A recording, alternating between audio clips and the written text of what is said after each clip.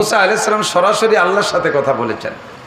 এতদিন তো কথা শেষ হয়ে গেছে, এখন ইন্তেকালের সময়, তাই উনি চাইছেন যে মরার আগে আরেকটা বার গল্প করে মরবো। এর জন্য জিবরাইলকে বলছে তোমার কাছে বলা হবে না, ওটা তার সাথে হবে কথা, যে প্রস্তাব পাঠাও, প্রস্তাব পৌঁছাও। তো জিবরিল আলাইহিস সালামও কথা না বাড়াইয়া চলে গেছে, যে বলছে আল্লাহ তোমার সাথে কিছু কথা বলতে চায়। তো মুসা আলাইহিস সালামকে আল্লাহ পাক ডেকে পাঠাইছে, আসো। আল্লাহ আর মুসা আলাইহিস সালামের মাঝে কথোপকথনের জায়গা হলো জাবালে তুর। তুর পাহাড়ে গল্প হয়। মুসা আলাইহিস সালাম গিয়েছেন। আল্লাহ পাক জিজ্ঞেস করছেন তুমি আজরাইলকে মারলে কেন? তা আল্লাহ এই কারণে মারছি, তোমার সাথে একটু শেষ গল্প করব, তার আগে আমি মরতে রাজি না। আর উনি পরিচয় না দিয়ে এসে মানুষের রূপ ধারণ করে আসছে, এই জন্য আমি মনে করছি আমার জানের শত্রু, তাকে আমি তো খালি হাতে ছাড়তে পারি না, তাই মারি বসছি। তো বলো তোমার প্রস্তাব কি? তো মুসা আলাইহিস সালাম বলছে আল্লাহ আমি আসি বিদায় মান্না সালওয়া মিরা সদ্দার তিহে গাম খলকেরা আজ ফয়জে খানে থানবী। আমি এই বনি ইসরায়েলের মধ্যে আসি বিধায় আমার ওসিলায় আমার 6 লক্ষ বনি ইসরায়েলের জন্য তুমি আসমান থেকে খানা পাঠাও, মান্না সালওয়া পাঠাও। আমি ইন্তেকালের পরে আমার উম্মতের জন্য কি এই খানা চালু থাকবে, নাকি দুনিয়ার নেতা নেত্রীদের মতো ভোট না দিলে তাদের সেই মহল্লায় বিজিএফ কার্ড দেয় না, আগের চেয়ারম্যানের দিয়ে যা কার্ড টপ কাটিয়ে সাফ করিয়ে ফেলায়। আমি চেয়ারম্যান মারা গেলে কি আমার উম্মতের বিজিএফ কার্ড বন্ধ হয়ে যাবে না, রানিং থাকবে? এরা খাবে কি? ঘর নাই, বাড়ি নাই, ইন্ডাস্ট্রি নাই, চাকরি নাই, বৈষম্যতায় ভুগতেছে, এক দলের চাকরি হয় আর এক দলের হয় না। এই জয় জামেলার ভিতরে আমার উম্মতের কোনো চাকরি নাই, এরা খাবে কি? তা আল্লাহ পাক রব্বুল আলামিন মৌখিক জবাব কম দেন, বাস্তব দিয়ে জবাব বেশি দেন। আল্লাহ পাক জবাব দিলে অনেক জবাব দিতে পারতেন, জবাব না দিয়া আল্লাহ পাক বলেন ইজরিব বিআসাকাল আরদ, তোমার হাতের লাঠি দিয়ে মাটিতে একটা বাড়ি মারো। ফাজারাবা আলাল আরদ, মাটিতে বাড়ি মারছে, মাটি ফাইটে গেছে। মুসা আলাইহিস সালামের জালালি বাড়ি, মাটি সরে গেছে, পানি বেরোয় আসছে, এত জোরে বাড়ি মারছে। যখন পানি বেরিয়ে আসছে, আলান মা, এখন কি দেখছো মুসা? আলান মা, এখন পানি দেখতেছি। ইজরিব বিআসাকাল মা, পানিতে বাড়ি মারো। আবার পানিতে পিটান দিচ্ছে, পানিও ফাইটে গেছে। ফানফালাকাল মা, পানি ফাইটা 2 ভাগ হয়ে গেছে। পানি সরে যাওয়ার পরে নিচ থেকে একটা পাথর দেখা যাচ্ছে। আলান মা, এখন কি দেখা যায়? কাল হাজার, একটা পাথর দেখতেছি। ইজরিব বিআসাকাল হাজার, তোমার হাতের লাঠি দিয়ে পাথরে একটা পিটান দাও। ফাজারাবা আলাল হাজার, আবার পাথরে পিটান মারছে। ফানফালাকা, পাথরটাও বাড়িতে ভাগ হয়ে গেছে। আরে ভাই, একটা জামা ইট, একটা শক্ত ইট, পিকেট ইট, তাই আতুর দিয়ে বলে ভাঙতে পারি না। আর পাথর যত নরম হোক না কেন, পাথর তো। মুসা আলাইহিস সালামের জালালি বাড়িতে পাথরটা ফাইটে গেছে। পাথর ফাইটা 2 টুকরা 2 দিক সরে চলে গেছে। এর ভিতরে দেখো ওই পাথরের মাঝখানে ছোট্ট একটা পোকা ছিল, বেরোয় আসে, নরম সাদা পোকা। অফিফিহে উসবুন তরি, আর এই পোকাটার মুখে কাঁচা ঘাস। একটু বলবেন না কিছু? সুবহানাল্লাহ। কোথায় পোকা? পাথরের ভিতরে। পাথর কোথায়? পানির নিচে। পানি কোথায়? মাটির নিচে।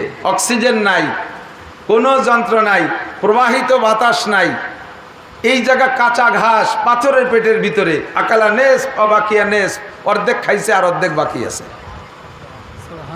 পোকাটায় আওয়াজ দিয়ে দিয়ে খাচ্ছে আর আল্লাহর শুকর আদায় করতেছে। মুসলমান না শুকর। পোকাটায় বলতেছে, আরবিতে দোয়া করতেছে। মুসা আলাইহিস সালাম শুনলেন, সুবহান মান তারানি, সব পবিত্রতা তোমার আল্লাহ, তুমি আল্লাহর। মান তারানি, যে আল্লাহ তুমি আমাকে দেখতেছো। মাটির নিচে পানি, পানির নিচে পাথর, শক্ত পাথরের পেটের ভিতরে আমি থাকি, তুমি আরশে আজিম থেকে আমাকে দেখো। এ ভাই, দেখে কতক্ষণ দেখে? কে দেখে? আল্লাহ। ওই পোকারে দেখে, আমারে দেখে না। গাঁজাখোর পাট বাগানে যে গাঁজা কিনা বেচা করে, আল্লাহ দেখে না? দেখে দেখে দেখে। ফেন্সিলিল হিরোইন বেচা কিনা লাগে তো দেখে না? দেখে। ঘুষখোররে দেখে না? দেখে। সুদখোররে দেখে না? দেখে। নুসরে দেখে না? দেখে। দেখে দেখে দেখে। পোকায় কয় সুবহান মান তারানি, সব পবিত্রতা তোমার, তোমার কোনো দোষ নাই, তোমার কোনো দোষ নাই, যত দোষ আমাদের। সুবহান, হে আল্লাহ তুমি পবিত্র। মান তারানি, যে আমাকে দেখতেছো। ওয়া তারিফু মাকানি, আমার ঘর বাড়ি কোন জায়গা তাও তুমি জানো। ক্ষুদ্র পোকা আমি, আশরাফুল মাখলুকাত না আমি, ফেরেশতাও না আমি, আমার খোঁজ খবর না রাখলে তুমি আল্লাহর কিচ্ছু আসে যায় না। আমি কোন জায়গায় থাকলাম না থাকলাম তা নিয়ে ভাবারও তোমার সময় না থাকা দরকার। ও রব্বুল আলামিন, আমি দুনিয়ার ঘর বাড়িতে বসবাস করতে পারি না, প্রখর রৌদ্র সইতে পারি না, প্রবাহিত বাতাস সইতে পারি না, বেশি গরম সইতে পারি না, বেশি ঠান্ডা সইতে পারি না, এই উন্মুক্ত পরিবেশ আমি বরদাস্ত করতে পারি না। আমাকে তুমি যেভাবে বানাইছো আমার শরীরের সাথে অ্যাডজাস্ট হয় এমন একটা আবহাওয়া দিয়া, এমন সুন্দর একটা ঘর দিয়ে তুমি আমাকে রেখেছো। ও তারিফু মাকানি, তুমি আমার ঘর বাড়ি সম্পর্কে খবর রাখো। ও তারজুকুনি ফি কলবি হাজারি, আর এই পাথরের পেটের মধ্যে রেখা আমার যেমন খাদ্যের দরকার তা তুমি দিয়ে যাচ্ছ। ও রব্বুল আলামিন, আমি একেবারে তরল খাইতে পারি না, তরল খাইলে তৃপ্তি পাই না, শক্ত আমি চাবাইতে পারি না, নরম কাঁচা ঘাস আমার দরকার, তা তুমি নিয়মিত আমার জন্য 3 বেলা পরিবেশন করছো। এই জন্য সব পবিত্রতা তুমি আল্লাহ। সুবহানাল্লাহ। মূসা আলাইহিস সালাম পুকাটার এই তার জবানের জিকির আর শুকর এইগুলো শুনলেন আর দেখলেন, আর তার খাবারের ব্যবস্থা দেখলেন। রব্বুল আলামিন সরাসরি দেখাই দিয়েছেন, মুখ দিয়ে আল্লাহ পাক মুসা আলাইহিস সালামকে ভাষা দিয়ে কিছু বলেন নাই। মুসা আলাইহিস সালাম দেইকা খাররা মুসা সাইকা, একটা চিৎকার মেরে সিজদায় পড়ে কয়, রব্বুল আলামিন, এই পোকাটা আশরাফুল মাখলুকাত না, এর জন্য কোনো নবী রাসূল দোয়া মুনাজাত করে না, এর জন্য কোনো সরকার বাহাদুরের কোনো বাজেট বরাদ্দ নাই। মালিক, তুমি তাকে এমন একটা পোকা যার জন্য জান্নাত নাই জাহান্নাম নাই, হাসরে মিজানে পুলসিরাতে কোনো জবাব দেহিতা নাই, এই পোকাটারে বানাইছো মাত্র তোমার কোনো উদ্দেশ্যে, তাকে তুমি নিয়মিত খানা খাওয়াচ্ছ। ও রব্বুল আলামিন, আমার 100 ভাগ একিন আগে ছিল, এখন 1000 ভাগ একিন হয়ে গেছে। আমি মুসা চলে যাওয়ার পরও তুমি আমার বনি ইসরাইলকে না খাওয়ায় রাখবা না। সুবহানাল্লাহ। রব্বুল আলামিন বলেন, والعاديات ضبعا فالموريات قدحا فالمغيرات صبحا فالمغيرات صبحا فأثرن به نقعا فوسطن به جمعا। একটা ঘোড়ার কয়েকটা গুণের কথা বইলে আল্লাহ কসম কে বলে, ইন্নাল ইনসানা লিরাব্বিহি লাকানুত, ঘোড়ারে এক মুঠ ঘাস খাওয়াইয়া দাও, ভোরবেলা উঠে দৌড়াও, যুদ্ধের ময়দানে নিয়ে যাও, পাথরের উপরে তোমার পাথরের উপর দিয়ে চলে, তোমার পিঠের পর রাইখা পাথরে আর তার পায়ের খুরের আঘাতে আগুনের ফুলকি ছোটে, প্রচুর ধুলা বালুর ভিতরে মরুভূমির ভিতরে যাইয়া কাফেরের সাথে লড়াইয়ের জন্য তোমাকে প্রস্তুত পজিশন তৈরি করে দেয়। তার জীবনের মায়া সাইডা দিয়া তুমি সেই ঘোড়ার জন্য কি করেছো? মাত্র রাতের বেলা এক মুঠ খানা দিয়েছো, এক বালতি পানি পান করাইছো, তাতে তার জীবন বাজি রেখে তোমার শুকর আদায় করে। দুঃখের বিষয় হলো, ইন্নাল ইনসানা লিরাব্বিহি লাকানুদ, মানুষকে কোটি কোটি টাকার সম্পদ দিয়ে লালন পালন করি, দুনিয়ায় যত নিয়ামত আছে সব বানাইলাম মানুষের জন্য। দুঃখের বিষয়, মানুষ আমি আল্লাহর কৃতজ্ঞতা স্বীকার করে না, আমার শুকর আদায় করে না। কম পড়লেও মানুষের দোষ দেয়, বেশি হলেও মানুষের প্রশংসা করে, প্রশংসা আল্লাহর করে না। পতন হয় সরকারের দোষ, আগত সরকারের প্রশংসা, পতন হলো কেন সেই মালিকের শুকর আদায় করে না। সবকিছু করেছে কে? আরো জোরে কে?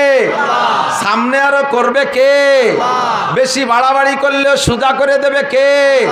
100 ভাগে কিন রাখো, বেশি বাড়াবাড়ি কেউ করবা না, বাড়াবাড়ি যারা করছে তারাই মরছে। কতক্ষণ ঠিক না? সতর্কতার সাথে সামনের পথ চলতে হবে। নিয়ামতের শুকর আদায় করো, লা ইন শাকারতুম লাযিদান্নাকুম ওয়া লা ইন কাফারতুম ইন্না আযাবি লাশাদীদ। যদি শুকর আদায় করো নিয়ামত আরো বাড়ায় দেব, আর যদি বিয়াদবি করো সব কিছু নিজের হাতে নিয়ে নাও, তাহলে আমি আল্লাহ পাক উল্টায়া বিচার আদায় করে নিতে পারি। ঠিক কি ঠিক না? খুব সতর্ক। ইন্নাল ইনসানা লিরাব্বিহি লাকানুদ। শুকর পাবে কে? আল্লাহ। আমাদের জয় দিয়েছেন শুকর কার? আল্লাহ। কার শুকর? আল্লাহর শুকর। ঠিক কি ঠিক না? মজলিসের ভিতরে সব দলের লোক আছে, ঠিক ঠিক না? কায়দায় বেকায়দায় গা ঢাকা দিয়ে থাকলিও এর মধ্যে আমলিগ, বিএনপি, জামাত, জাতীয় পার্টি, আটরশি, চন্দ্রপাড়া, মানিকগঞ্জ, সুরেশ্বর, ভোজেশ্বর, ইনায়তপুর, হরিপুর, বাহাদুরপুর, মাদারীপুর, সব পুরে পুরো পুর সব দলের লোক আছে না নাই? কেউ কে শক্ত বলে তার মনে আঘাত না দিয়া যে যে অবস্থানে থাক আছে থাক, আমরা আল্লাহর ভয় অন্তরে তৈরি করি। কথা বলুন ঠিক না? জিবরিল আলাইহিস সালাতু ওয়াস সালাম মুসা আলাইহিস সালামের কাছে আইসা এদিনের এই ঘটনার পরে মুসা আলাইহিস সালাম বলতেছে, আল্লাহ ঠিক আছে, আর আমার কোনো আবেগ আর আশা নেই, তুমি এনি টাইম জিবরাইলকে পাঠাই দিতে পারো। এ ঘটনা চলে যাওয়ার সাথে সাথেই জিবরাইলকে পাঠাই নেই, আজরাইলকে পাঠাই নেই। কিছুদিন পরে জিবরিল আলাইহিস সালাম, সব নবী রসুলদের ব্যাপারে এই সিদ্ধান্ত আল্লাহ শিরোধার্য, প্রত্যেক নবী রসুলের জান নেওয়ার আগে আল্লাহ তাআলা জিবরাইল আলাইহিস সালামের মারফত নবীর কাছে প্রস্তাব পাঠায়, আতামুতুম তাহিয়া, আপনি কি আরো বেশ কিছুদিন দুনিয়ায় থাকতে চান নাকি এখন মরার জন্য প্রস্তুত আছেন? সব নবী রসুল কাছে প্রস্তাব আছে, আমাদের কাছে তো আসবে ইনশাআল্লাহ।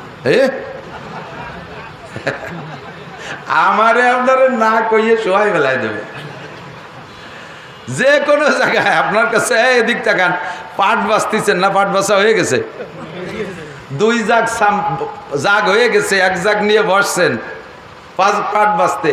এর মধ্যে যদি আজরাইল এসে কয় চাচা রেডিও, আমি এসে গেছি,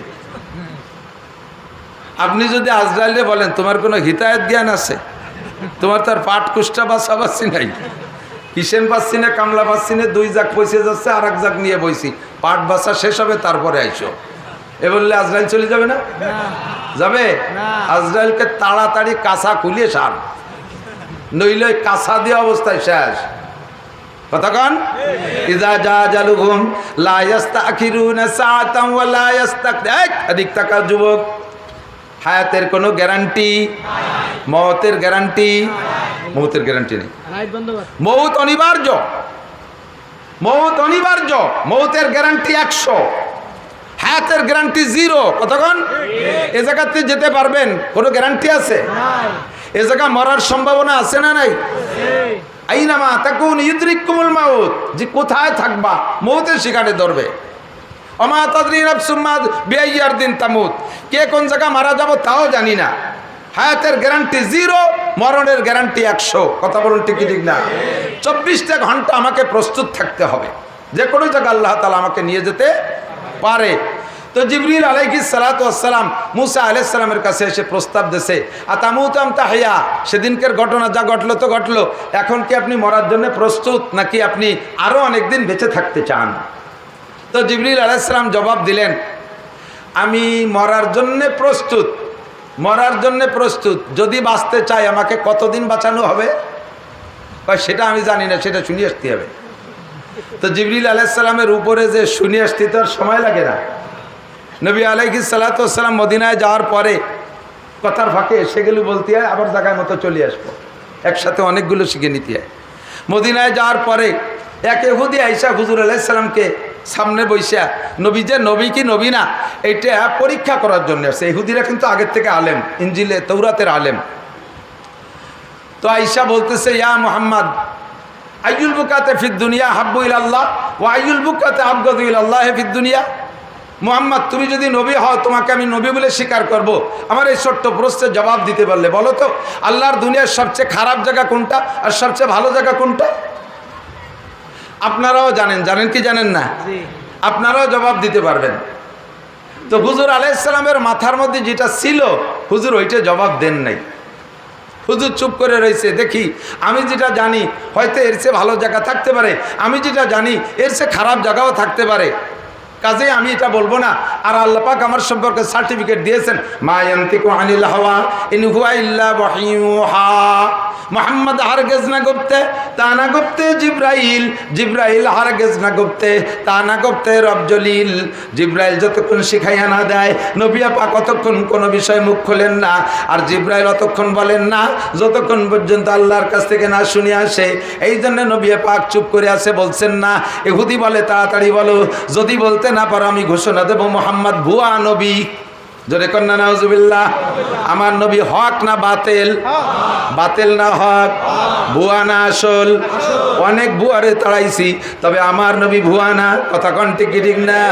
আল্লাহু আকবার। এবার নবী চুপ করে বসে আছে, ইতিমধ্যে জিবরাইল আসছে। জিবরাইল আইসা কয় মা তাহজান ইয়া রাসূলুল্লাহ, হুজুর কি চিন্তা করছেন? হুজুর কয় সালাল ইহুদি আইয়ুল বুকাতে ফিদ দুনিয়া হাব্বু ইলাল্লাহ ওয়া আইয়ুল বুকাতে আবগাদু ইলাল্লাহ।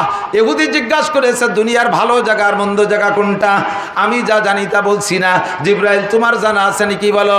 জিবরাইলকে আমারও যা জানা আছে তাও বলবো না, জাগাতে শুনিয়েছি হেড অফিসে যাই। হুজুর বলেন জিবরাইল তুমি যাবা আর আসবা, সময় বেশি লাগলে কিন্তু ইহুদি আমার নামে অপবাদ শুরু করে দেবে। কতক্ষণের মধ্যে আসতে পারবা? জিবরাইল কাফি তারফাতিল আইন, আপনার চোখের পলক মারতে মারতে চলে আসবো। সুবহানাল্লাহ। চোখের পলকে যাব আর আসবো। আসলে চোখের পলক তো খুবই শর্ট টাইম। এ কথাটা আমরাও যেমন বলি সব সব পরিভাষায় আছে। একজনটা পাঠাইছেন কোন জায়গা?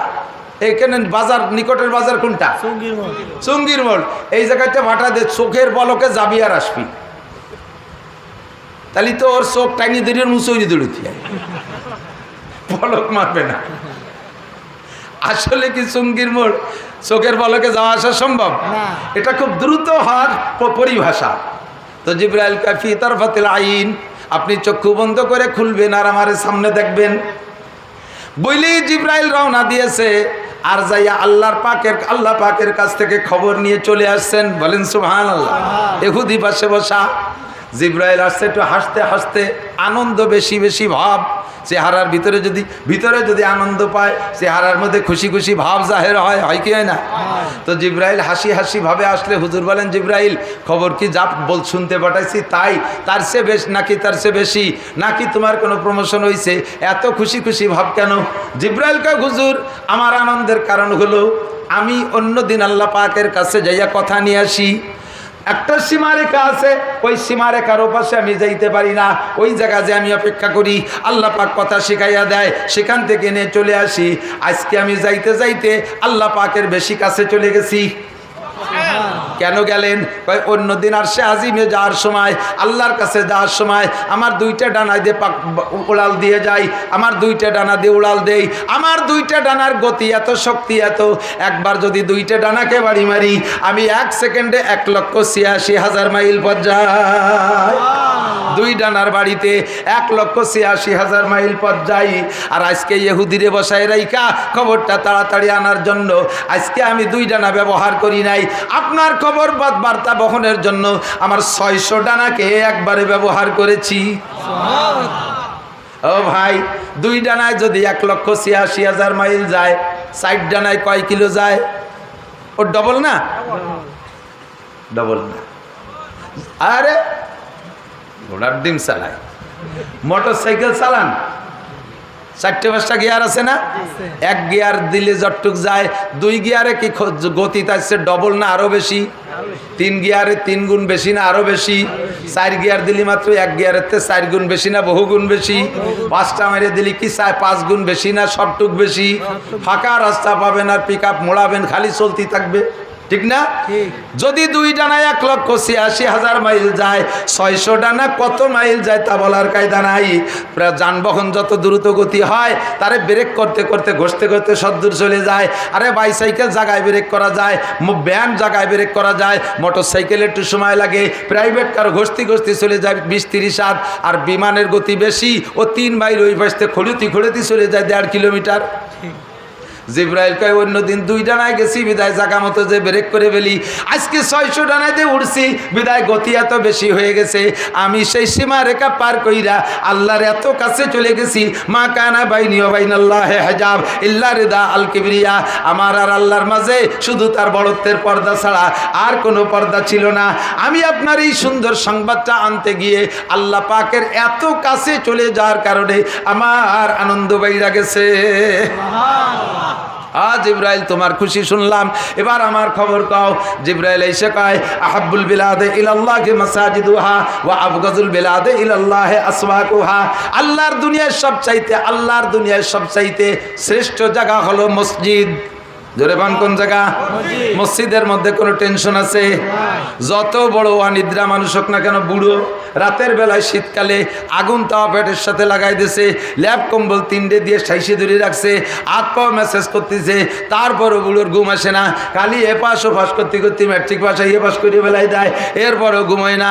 ওই বুড়োরে মসজিদে নিয়ে জুমুদ্দিন বসায় দেন ইমাম সাহেবের সামনে, ইমাম সাহেব বয়ান শুরু করবে আর বুড়োর ঘুম শুরু হয়ে যাবে। ঘুমতি না লাইয়া একের দাড়ি বাসায় বেলায় দেয়, হুমড়ি খেয়ে বাসের জনের উপরে পড়ে। কত ঘন্টা কি ঠিক না? আল্লাহর ঘরের মতো শান্তির জায়গা নাই, ও জায়গা চোর ডাকাতির কারবার নাই, ও জায়গা কোনো জয় ঝামেলা নাই। সবচাইতে ভালো জায়গা মসজিদ। নামাজ না পড়ে বসে থাকলে 2 রাকাতের নামাজের সওয়াব আমল নামে এমনি হইতে থাকে। সবচেয়ে দামি জায়গা। আর সবচেয়ে খারাপ জায়গা কোনটা? বাজার। ও জায়গা মিথ্যে কথা বললি তো কেউ গলা চিপে ধরে? বাজারের ভিতরে মিথ্যে কথা চলে? ধোঁকাফাতি কথা কয় চলে না? বাজারের ভিতরে ধোঁকাফাকি চলে কি চলে না? বাজারটা হলো ধোঁকার জায়গা, সবচাইতে নিকৃষ্ট জায়গা। মদ বেচা হয়, গাঁজা বেচা হয়, মাপে কম দেওয়া হয়, মাপে বেশি আনা হয়। ক্ষুধার গজবের জায়গা হলো বাজার। আল্লাহ রসুল বলেন, আল্লাহ পাক বলেন, ওয়াইলুল লিল মুতাফফিফিন আল্লাযীনা ইযা ক্তালু আলান নাসি ইস্তাওফুন ওয়া ইযা কালুহুম ওয়া ওয়াজানুহুম ইউকসিরুন।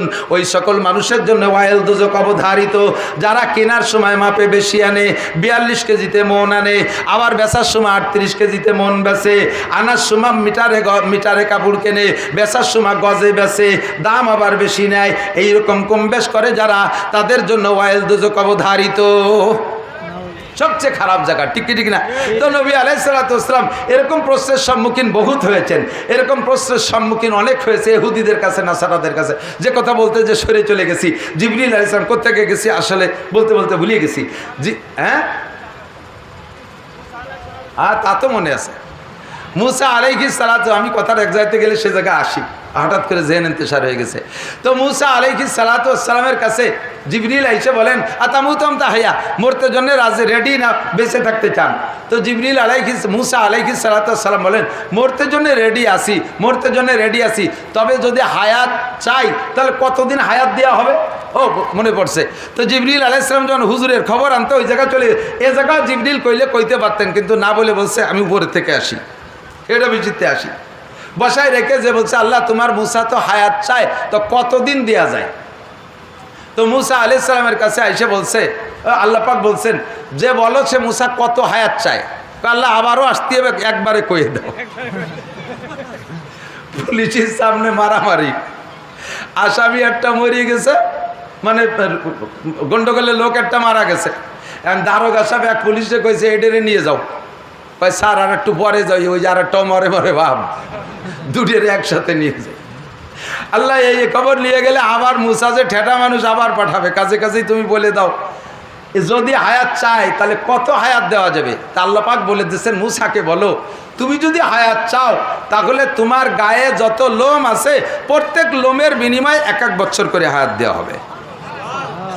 মাথার থেকে নিয়ে পা শেষ পর্যন্ত শরীরে যত লোম আছে লোমে লোমে 1 বছর।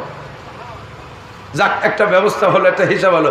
আইসে মুসা আলাইহিস সালামকে বলছেন, আপনি যদি হায়াত চান তাহলে আপনাকে এই পরিমাণ হায়াত দেওয়া হবে। তো মুসা আলাইহিস সালাম বললেন, এই পরিমাণ হায়াতের পরে কি হবে?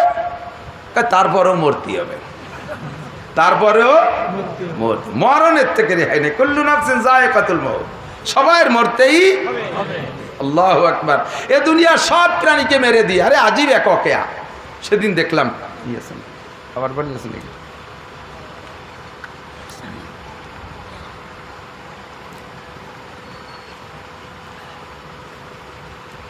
কিয়ামতের সকলের যখন ধ্বংস হয়ে যাবে,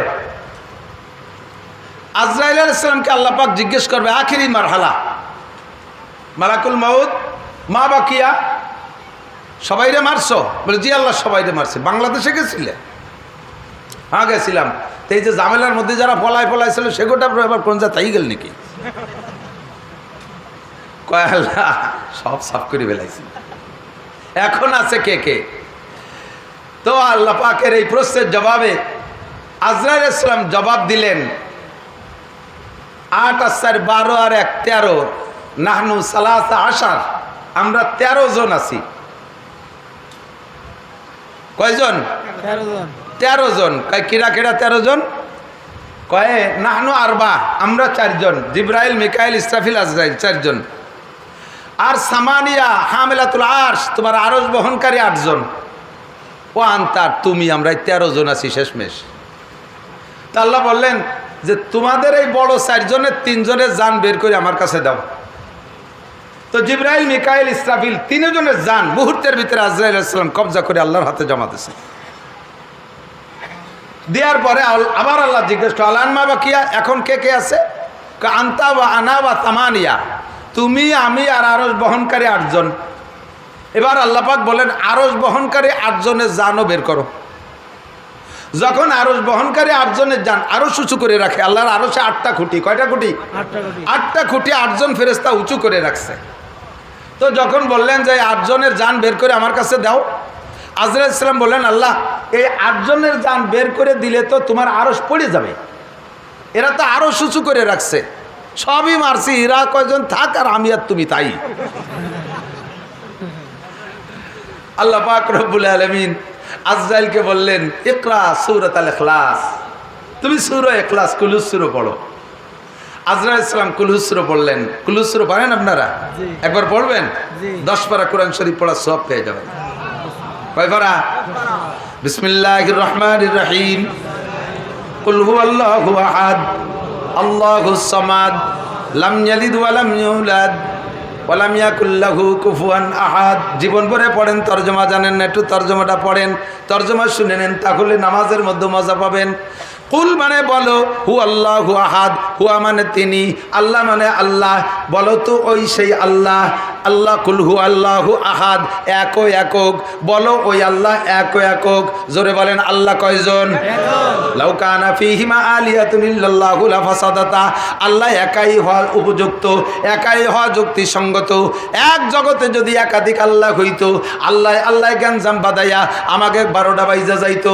দেখেন এক দেশের ভিতরে 2-3 নেতা নেত্রী, তাই তাকে মারামারি দাঙ্গা হাঙ্গামায় গোটা বাংলাদেশের 18 কোটি মানুষ আমরা অস্থির। কথা বলুন ঠিক না? আর এই গোটা দুনিয়া পরিচালনার জন্য যদি একাধিক ক্ষুধা হইতো, এক ক্ষুধা কইতো বেলা উঠবে এই বাসতে, আর এক ক্ষুধা কইতো এই বাসতে উঠবে, এক ক্ষুধা কইতো বন্যা হবে, আর এক ক্ষুধা কইতো হবে না বন্যা হবে না। এই ক্ষুধায় ক্ষুধায় জ্ঞানজাম বাদাইয়া আমাকে কাম সারা হয়ে যাইতো। এই জন্য কুল হু আল্লাহু আহাদ, বলো আল্লাহ এক ও একক, আল্লাহুস সামাদ, আল্লাহ ওয়ামুখাফেক্ষী, আল্লাহ কাহারো কাছে ঠেকা না। জোরে কন। আমরা আল্লাহরে আল্লাহ না করলে আল্লাহর কি কোনো কিছু কম হবে? আমরা আল্লাহকে আল্লাহ বলে স্বীকার না করলে আল্লাহ কি রাগ করে চেয়ারের থেকে নেমে ফাটিতে বসে থাকবে? আল্লাহকে যদি আমরা ভোট না দেই তাহলে আল্লাহ তো আল্লাহ থাকতে পারবে না। জোরে বলেন পারবে কি পারবে না? আল্লাহ তার মর্যাদা থেকে ওই জায়গা থেকে 1 ফুটও কমবে না। আরে সারা দুনিয়া সব কাফের হয়ে গেলে আল্লাহর কিছু আসে যায় না। সারা দুনিয়ার সবাই মোমেন হয়ে গেলে আল্লাহর পদমর্যাদা বাড়ে না। আমার আল্লাহ কাহারও কাছে ঠেকানা। কথা বলুন ঠিক না?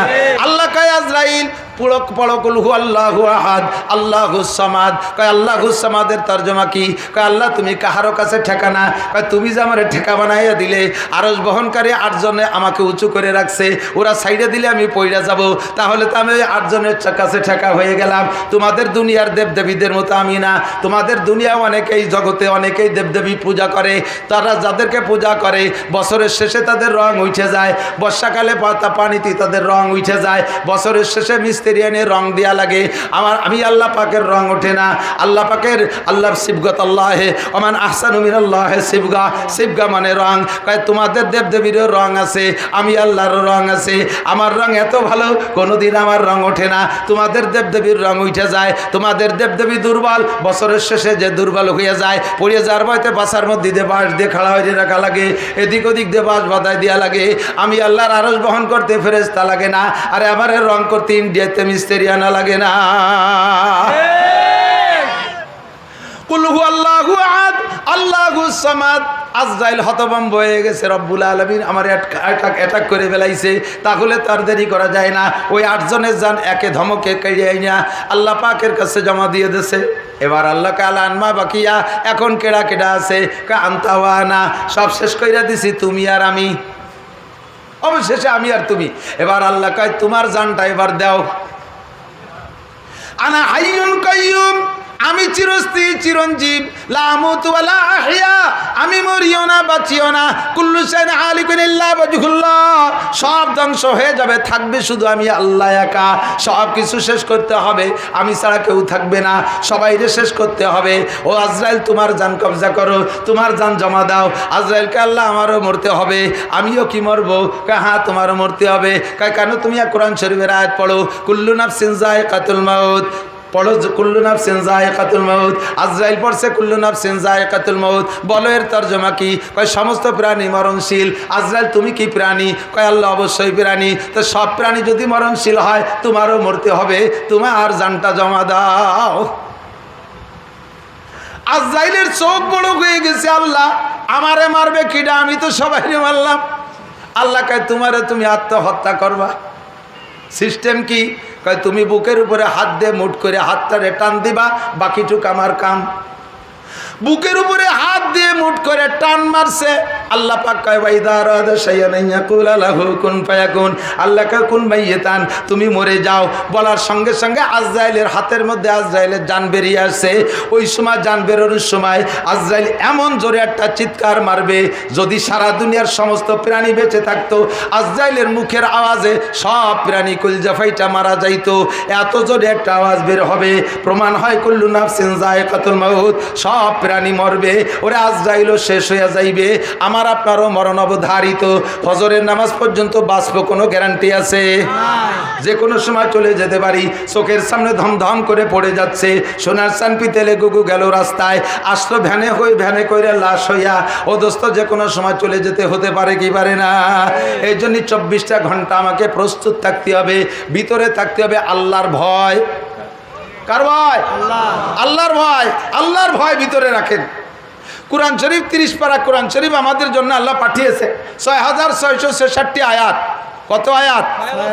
6666 অথবা 6236, দুই রকমের গণনা আছে। সূরা 114টা অথবা 112টা। সূরা তওবার আগের সূরার নাম কি? মায়েদা। কোন কোন মুফাসসিরিন বলেন মায়েদা আর তওবা একই সূরা, যার কারণে তওবা, সূরা তওবা শুরুতে বিসমিল্লাহ নাই। কোন কোন মুফাসসিরিনে কিরাম বলেন ফালাক আর নাস এক সূরা, দুইটার একই ধরনের তরজমা।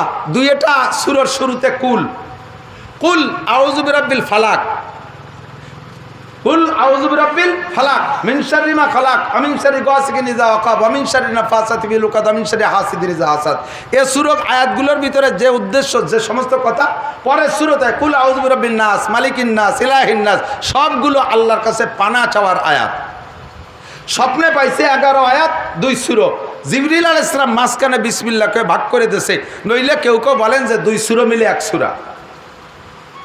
তো দোস্ত, এই 114 সূরা আয়াত সংখ্যা যাই হোক না কেন, 112 হোক সূরা বা 14 হোক, আর আয়াত সংখ্যা যাই হোক, এই আয়াতের ভিতরে কোরআন শরীফ আমাদেরকে আল্লাহ তাআলা পাঠিয়েছেন রমজান মাসে তিলাওয়াতের। খুব লক্ষ্য করতে হবে, খুব লক্ষ্য। রমজান মাসে শুধু তিলাওয়াতের জন্য নয়, তারাবির নামাজের মধ্যে পড়ার জন্য নয়, যতটুকু পারি নামাজের মধ্যে পড়ার জন্য নয়। আপদ বিপদে পড়ে গেলে পারে এক খতম পড়িয়ে দিলাম, আল্লাহ রে, আল্লাহ আমার বিপদ থেকে উদ্ধার করলো। এই মান্নত খতমের জন্য কোরআন শরীফ আসে নাই। মা বাবা মরে গেছে, বেহেশতে পাঠানোর জন্য তিলাওয়াতের মাধ্যমে শুধু কোরআন শরীফ পড়ার জন্য কোরআন শরীফ আল্লাহ পাঠান নাই। কোরআন শরীফ আসছে কি জন্য? হুদাল লিন্নাসি ওয়া বাইয়িনাতিম মিনাল হুদা। গোটা মানব জাতিকে অরিজিনাল মানুষ বানাইয়া জান্নাতে বসবাস করার মতো যোগ্য ফিগার বানাইয়া দুনিয়ার থেকে জান্নাতের সার্টিফিকেট, জান্নাতের টিকিট হাতে নিয়ে রওনা দেওয়ার মতো একটা যোগ্য মানুষ বানানোর জন্য যেই শিক্ষা সিলেবাস লাগে, ওই সিলেবাস দিয়ে আল্লাহ তাআলা কোরআন শরীফ পাঠাইছে। ব্যক্তি জীবনে যা লাগবে সব কোরআনে আছে, পরিবার জীবনে যা লাগবে তাও কোরআনে আছে। কথা কন না কেন? আছে না নাই? সমাজ পরিচালনার জন্য যা লাগবে কোরআনে আছে না নাই? নাকি আমাদের কোনো মাতুব্বারের কাছে ভাড়া করা লাগবে? আছে। ব্যবসা বাণিজ্য অর্থনীতি বিষয়টা কোরআনে আছে না নাই? রাষ্ট্র পরিচালনার নিয়ম কানুন কোরআনে আছে না নাই? আন্তর্জাতিক বিশ্ব জগৎকে পরিচালনা করার যে নিয়ম নীতি লাগবে সব কিছু আল্লাহর কোরআনে কারিমের মধ্যে আছে। এই কোরআনের ভিতরে যে যে বিষয়গুলো যেমন জরুরি, আল্লাহ সেই বিষয়গুলো সম্পর্কে সেভাবে আলোচনা করেছেন। সবচাইতে বেশি জরুরি বিষয়ের ভিতরে একটা হলো নামাজ। একটু কন কি? নামাজ। মুসলমানদের সর্বশ্রেষ্ঠ ইবাদতের নাম কি? নামাজ। যুবক আমার দিক তাকাও, শোনা, সামনে ওয়াজ আছে এদিক। সর্বশ্রেষ্ঠ ইবাদতের নাম কি? বলছেন, সবাই বলছেন। 5 ওয়াক্ত নামাজ নফল না ফরজ? নফল না ফরজ? কয় ওয়াক্ত? খামসু সালাওয়াতিন ইফতারাযাহুন্নাল্লাহ। 5 ওয়াক্ত নামাজ আল্লাহ ফরজ করেছে। সর্বশ্রেষ্ঠ ইবাদত নামাজ, যার কারণে এটা শ্রেষ্ঠ ইবাদত। আমি মুখে মস্ক করাইছি কেন জানেন? মুখে মস্ক করানোর সাথে সাথে আপনার মুখ দিয়ে বেরোইছে না, আর ফেরেশতা লিখে ফেলাইছে। আমি একা বলছি, আপনি চুপ করে রয়েছেন, মুখ দিয়ে কন নাই। কিয়ামতের ময়দানে যে আমার নামে মামলা দিতে পারবেন, মিথ্যে কথা তো অ্যাভেলেবেল কবেন সেই জায়গা। দুনিয়ায় আর কয়টা মিথ্যে কথা করছেন? মিথ্যে কথা কবেন তো আল্লাহর সামনে দাঁড়াইয়ে, পাইকারি মিথ্যে কথা। আপনারা বলবে এই নামাজ ফরজটা তুই জানো না? না ও শুনি নেই। কেন সিরুজুর কই নেই তো গই মাঠে? কয় না, এই আগর বাগর ইটা ওটা কয়ে গেছে। আল্লাহ তুমি আমার চেনো না, আমি কত ভালো। যদি জীবনে একবারও নামাজের কথা শুনতাম, সিজদায় পড়ি থাকতাম মসজিদে। এই হুজুররা খালি গল্প সল্প কইয়ে কাটায় চলে গেছে, কোনোদিন নামাজের কথাটা কইনি। এ সব দোষ ওই মৌলবীকে। এমনি তো আমাকে দোষ বেশি, যত দোষ নন্দ ঘোষ। তো সেই দিন আপনার মুখে যেটা দুনিয়ায় বলা থাকবে ওইটা আমল নামায় লেখা থাকবে। যেটা মনের মধ্যে রয়েছে, মুখে বলেন নাই, হাতে পায়ে কাজে কর্মে বাস্তবায়ন করেন নাই, ওইটা আপনার আমল নামায় লিখবে না। আল্লাহ পাক এই জুলুমটা করে না। অন্তরের ভিতরে যত কুপরিকল্পনা আছে ওইটা মুখ দিয়ে না বেরোনো পর্যন্ত আপনার আমল নামায় লেখে না। যখন মুখ দিয়ে বের হবে, মা ইয়ালফিজু মিন কাউলিন ইল্লা লাদাইহি রাকিবুন আতীদ, মুখ দিয়ে যে কথা বের হবে ওইটা কাছে কাঁধে থাকা ফেরেশতা লিখে ফেলে। কিরামান কাতিবিন ইয়ালামুনা মা তাফআলুন, সম্মানিত ফেরেশতা আপনি যা করেন সব জানে, যা করেন তা সব জানে, যা বলবেন তা তারা লিখে ফেলে। এই জন্য মুখ দিয়ে বলাইলাম কিয়ামতে আমার নামে যাতে মামলা দিতে না পারেন। আমি বরি উজ্জিম্মা হয়ে গেলাম, আমি দায় মুক্ত হয়ে গেলাম। আপনারে মুখ দিয়ে বলাইছি, কিয়ামতে আপনি বলবেন আল্লাহ নামাজের কথা আমি শুনি নাই। আল্লাহ পাক বলবেন নো টক বাট উস্কুত, কথা মোটে বলবি না, চুপ থাকবি। বাড়াবাড়ি বিয়াদবি যদি করিস নাক্তিমু আলা ফাহিক, তোর মুখ বন্ধ করে দেব। অতকাল্লিমুন আইদিক, তোর হাতে কথা বলবে। অতাসাদু আরজুলুক, তোর পায়ে সাক্ষী দেবে। পায়ে হেঁটে গেছিলাম মাদ্রাসার মাঠে, হাতে বলবে আল্লাহ আমি ছিলাম, চোখে বলবে আল্লাহ আমি মাওলানা নাসিরকে দেখেছিলাম, ঠোঁটে আলাদা করে জবাব দেবে আল্লাহ জি আমাকে যে স্বীকার করাইছিল, জিহ্বায় আলাদা করে জবাব দেবে আমি নিজে বলছি নামাজ ফরজ, হুজুর মস্ক করাই দিয়েছে 5 ওয়াক্ত নামাজ ফরজ। একটু জোরে বলেন কয় ওয়াক্ত? 5 ওয়াক্তের নামাজ নফল না ফরজ? এটা ভেরি ভেরি ইম্পর্টেন্ট। আল্লাহ পাকের স্বভাবে দিক তাকান। আমরা নামাজের কথা কই, আপনারা শুনতে শুনতে হাফেজ হয়ে গেছেন, মনে মনে ভাবতেছেন যে আইসি একটু হুজুর একটু রং তামাশা করে, তা আবার যে নামাজ দল্লকে এত জীবন ভরে শুনি। আরে ভাই, মুসলমানের স্বভাব, আমাদের স্বভাব, যেই ইবাদতের মধ্যে ইন্টারেস্ট আছে, জাগতিক ইন্টারেস্ট, ওই ইবাদতটা আমরা করতে আগ্রহী। যেই ইবাদতের পিছনে জাগতিক কোনো লাভ নাই, শুধু আখেরাত আখেরাত, ওইটা করার ভিতরে আমাদের ভিতরে অলসতা, ওইটা করতে আমাদের অলসতা। এদিক থেকে শেষ রাত্রে ফজরের নামাজ এখন তো প্রচুর মানুষের ছোটে, জোহরের নামাজে যথেষ্ট লোক আছে, মাগরিবেও আছে, ঈশায়ও আছে। ইনশাআল্লাহ আমি চ্যালেঞ্জ করে বলতে পারি বাংলাদেশের সব মসজিদে ঈশা পর্যন্ত যে পরিমাণ মুসল্লি থাকে, ফজরে সে পরিমাণ পাওয়া যায় না, ঠিক না? তো ফজরের নামাজে এই সময় পাওয়া যায় না। রমজান মাসের ফজরের লোক এমনি সময়ের চেয়ে কম না বেশি? বেশি থাকে। তো ওই রমজান মাসের ফজরে এত মানুষ কেন জানেন?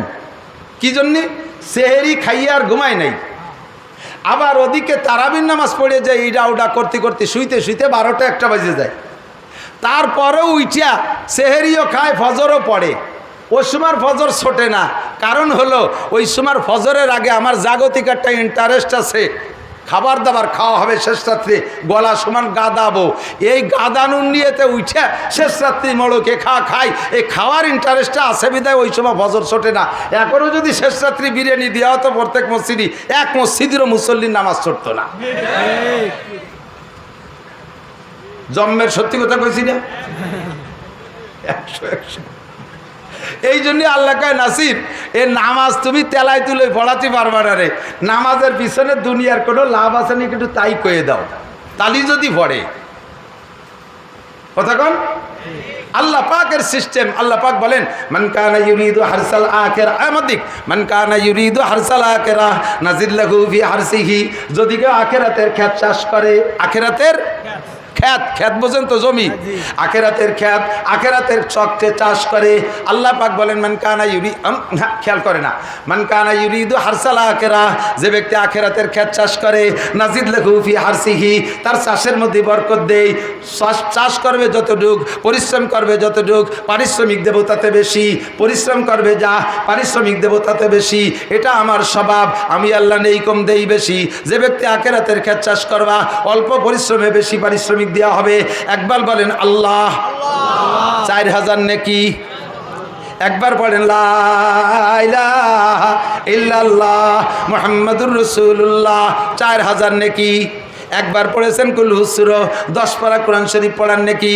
মান কানা ইউরিদু হারসাল আখিরা নাজিল লাহু ফি হারসিহি, আখিরাতের কাজ চাষ করো, অল্প চাষে বেশি পারিশ্রমিক দেওয়া হবে, অল্প চাষে বেশি পারিশ্রমিক দেওয়া হবে। ওমান কানা ইউরিদু হারসাদ দুনিয়া নুতিহি মিনহা, আর যদি কেউ আখিরাতকে বাদ দিয়া, আখিরাতকে অস্বীকার কইরা, আখিরাতকে ভুইলা যাইয়া শুধু দুনিয়া দুনিয়া নিয়ে কামলাকারি করে, শুধু দুনিয়াই তার কামলা কামড়ি, দুনিয়াই সে প্রাধান্য দিছে, আল্লাহকে তারে দেব না তা না, নুতিহি মিনহা, দুনিয়া তারে একটু দেব, পুরো দুনিয়া তারে দেব না, এর থেকে একটু সামান্য একটু দেব।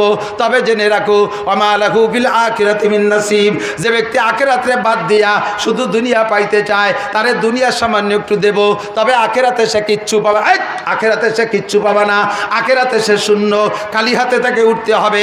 কারণ হামান ফিরাউন সাদ্দাদ উবাই বিন খালব আবু জাহাল আবুল হাবুত বা সাইবা ওলীদ ইবনে মুগিরা কাফেরদের সাথে জাহান্নামে যাইবা।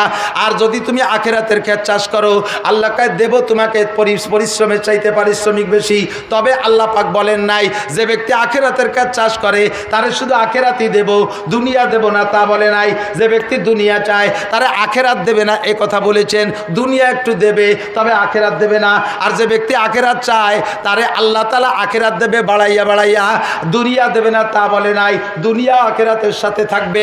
নবী পাক বলেন মান হাফাজা আলাস সালাওয়াত, যেমন 1 নম্বরে ধরো যে ব্যক্তি 5 ওয়াক্ত নামাজ পড়ে, আকরামাহুল্লাহ বিখামসি খিসাল, আল্লাহ তারে 5টা পুরস্কার দেয়। জোরে বলেন কয়টা? 5টা। 1 নম্বরে নাম্বার 1, এই দুনিয়ার 1 নম্বরে যে জায়গা, খেয়াল করে না, যে জায়গার মাহফিলের শেষে তবারক দেয়, ওই জায়গা শেষের বক্তা ওয়াজ ভালো করুক আর মন্দ করুক মানুষ উঠেই না।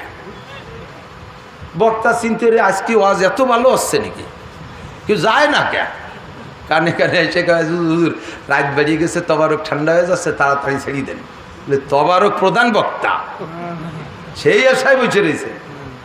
আর যে জায়গা তবারক নাই, শেষে বয়ান ভালো হলে আল্লাহর বান্দারা বসে থাকে, আর বয়ানের ভিতরে এলেবেল হয়ে গেলে আস্তে আস্তে পিছন দিয়ে খালি মাইনে সতি থাকে, কমতি কমতি কমতি কমতি লাস্টে মাইকালা আর বক্তা। কার তবারক নাই আর ওয়াজও ভালো আছে, খালি খালি বুঝতে লাগবে। আল্লাহ কার নামাজের পরে যদি একটু তবারক দাও তালি বান্ধা বসবে। কি তবারক? 5টা পুরস্কারের ভিতরে 1 নম্বর পুরস্কার দুনিয়ার তবারক, নামাজি ব্যক্তিকে আল্লাহ তাআলা রুজির অভাব দেয় না।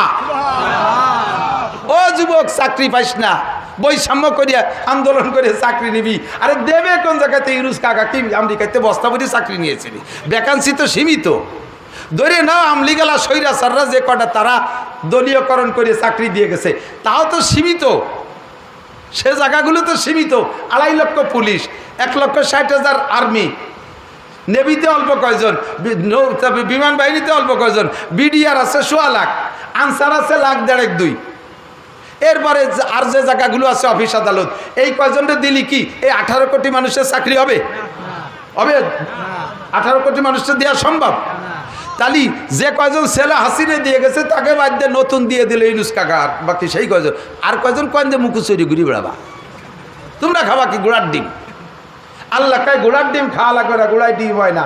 যদি খাইতে চাইছ আমার কাছে আয়, 5 ওয়াক্ত নামাজ পড়, রুজির জিম্মাদারি আল্লাহর হাতে। কার হাতে?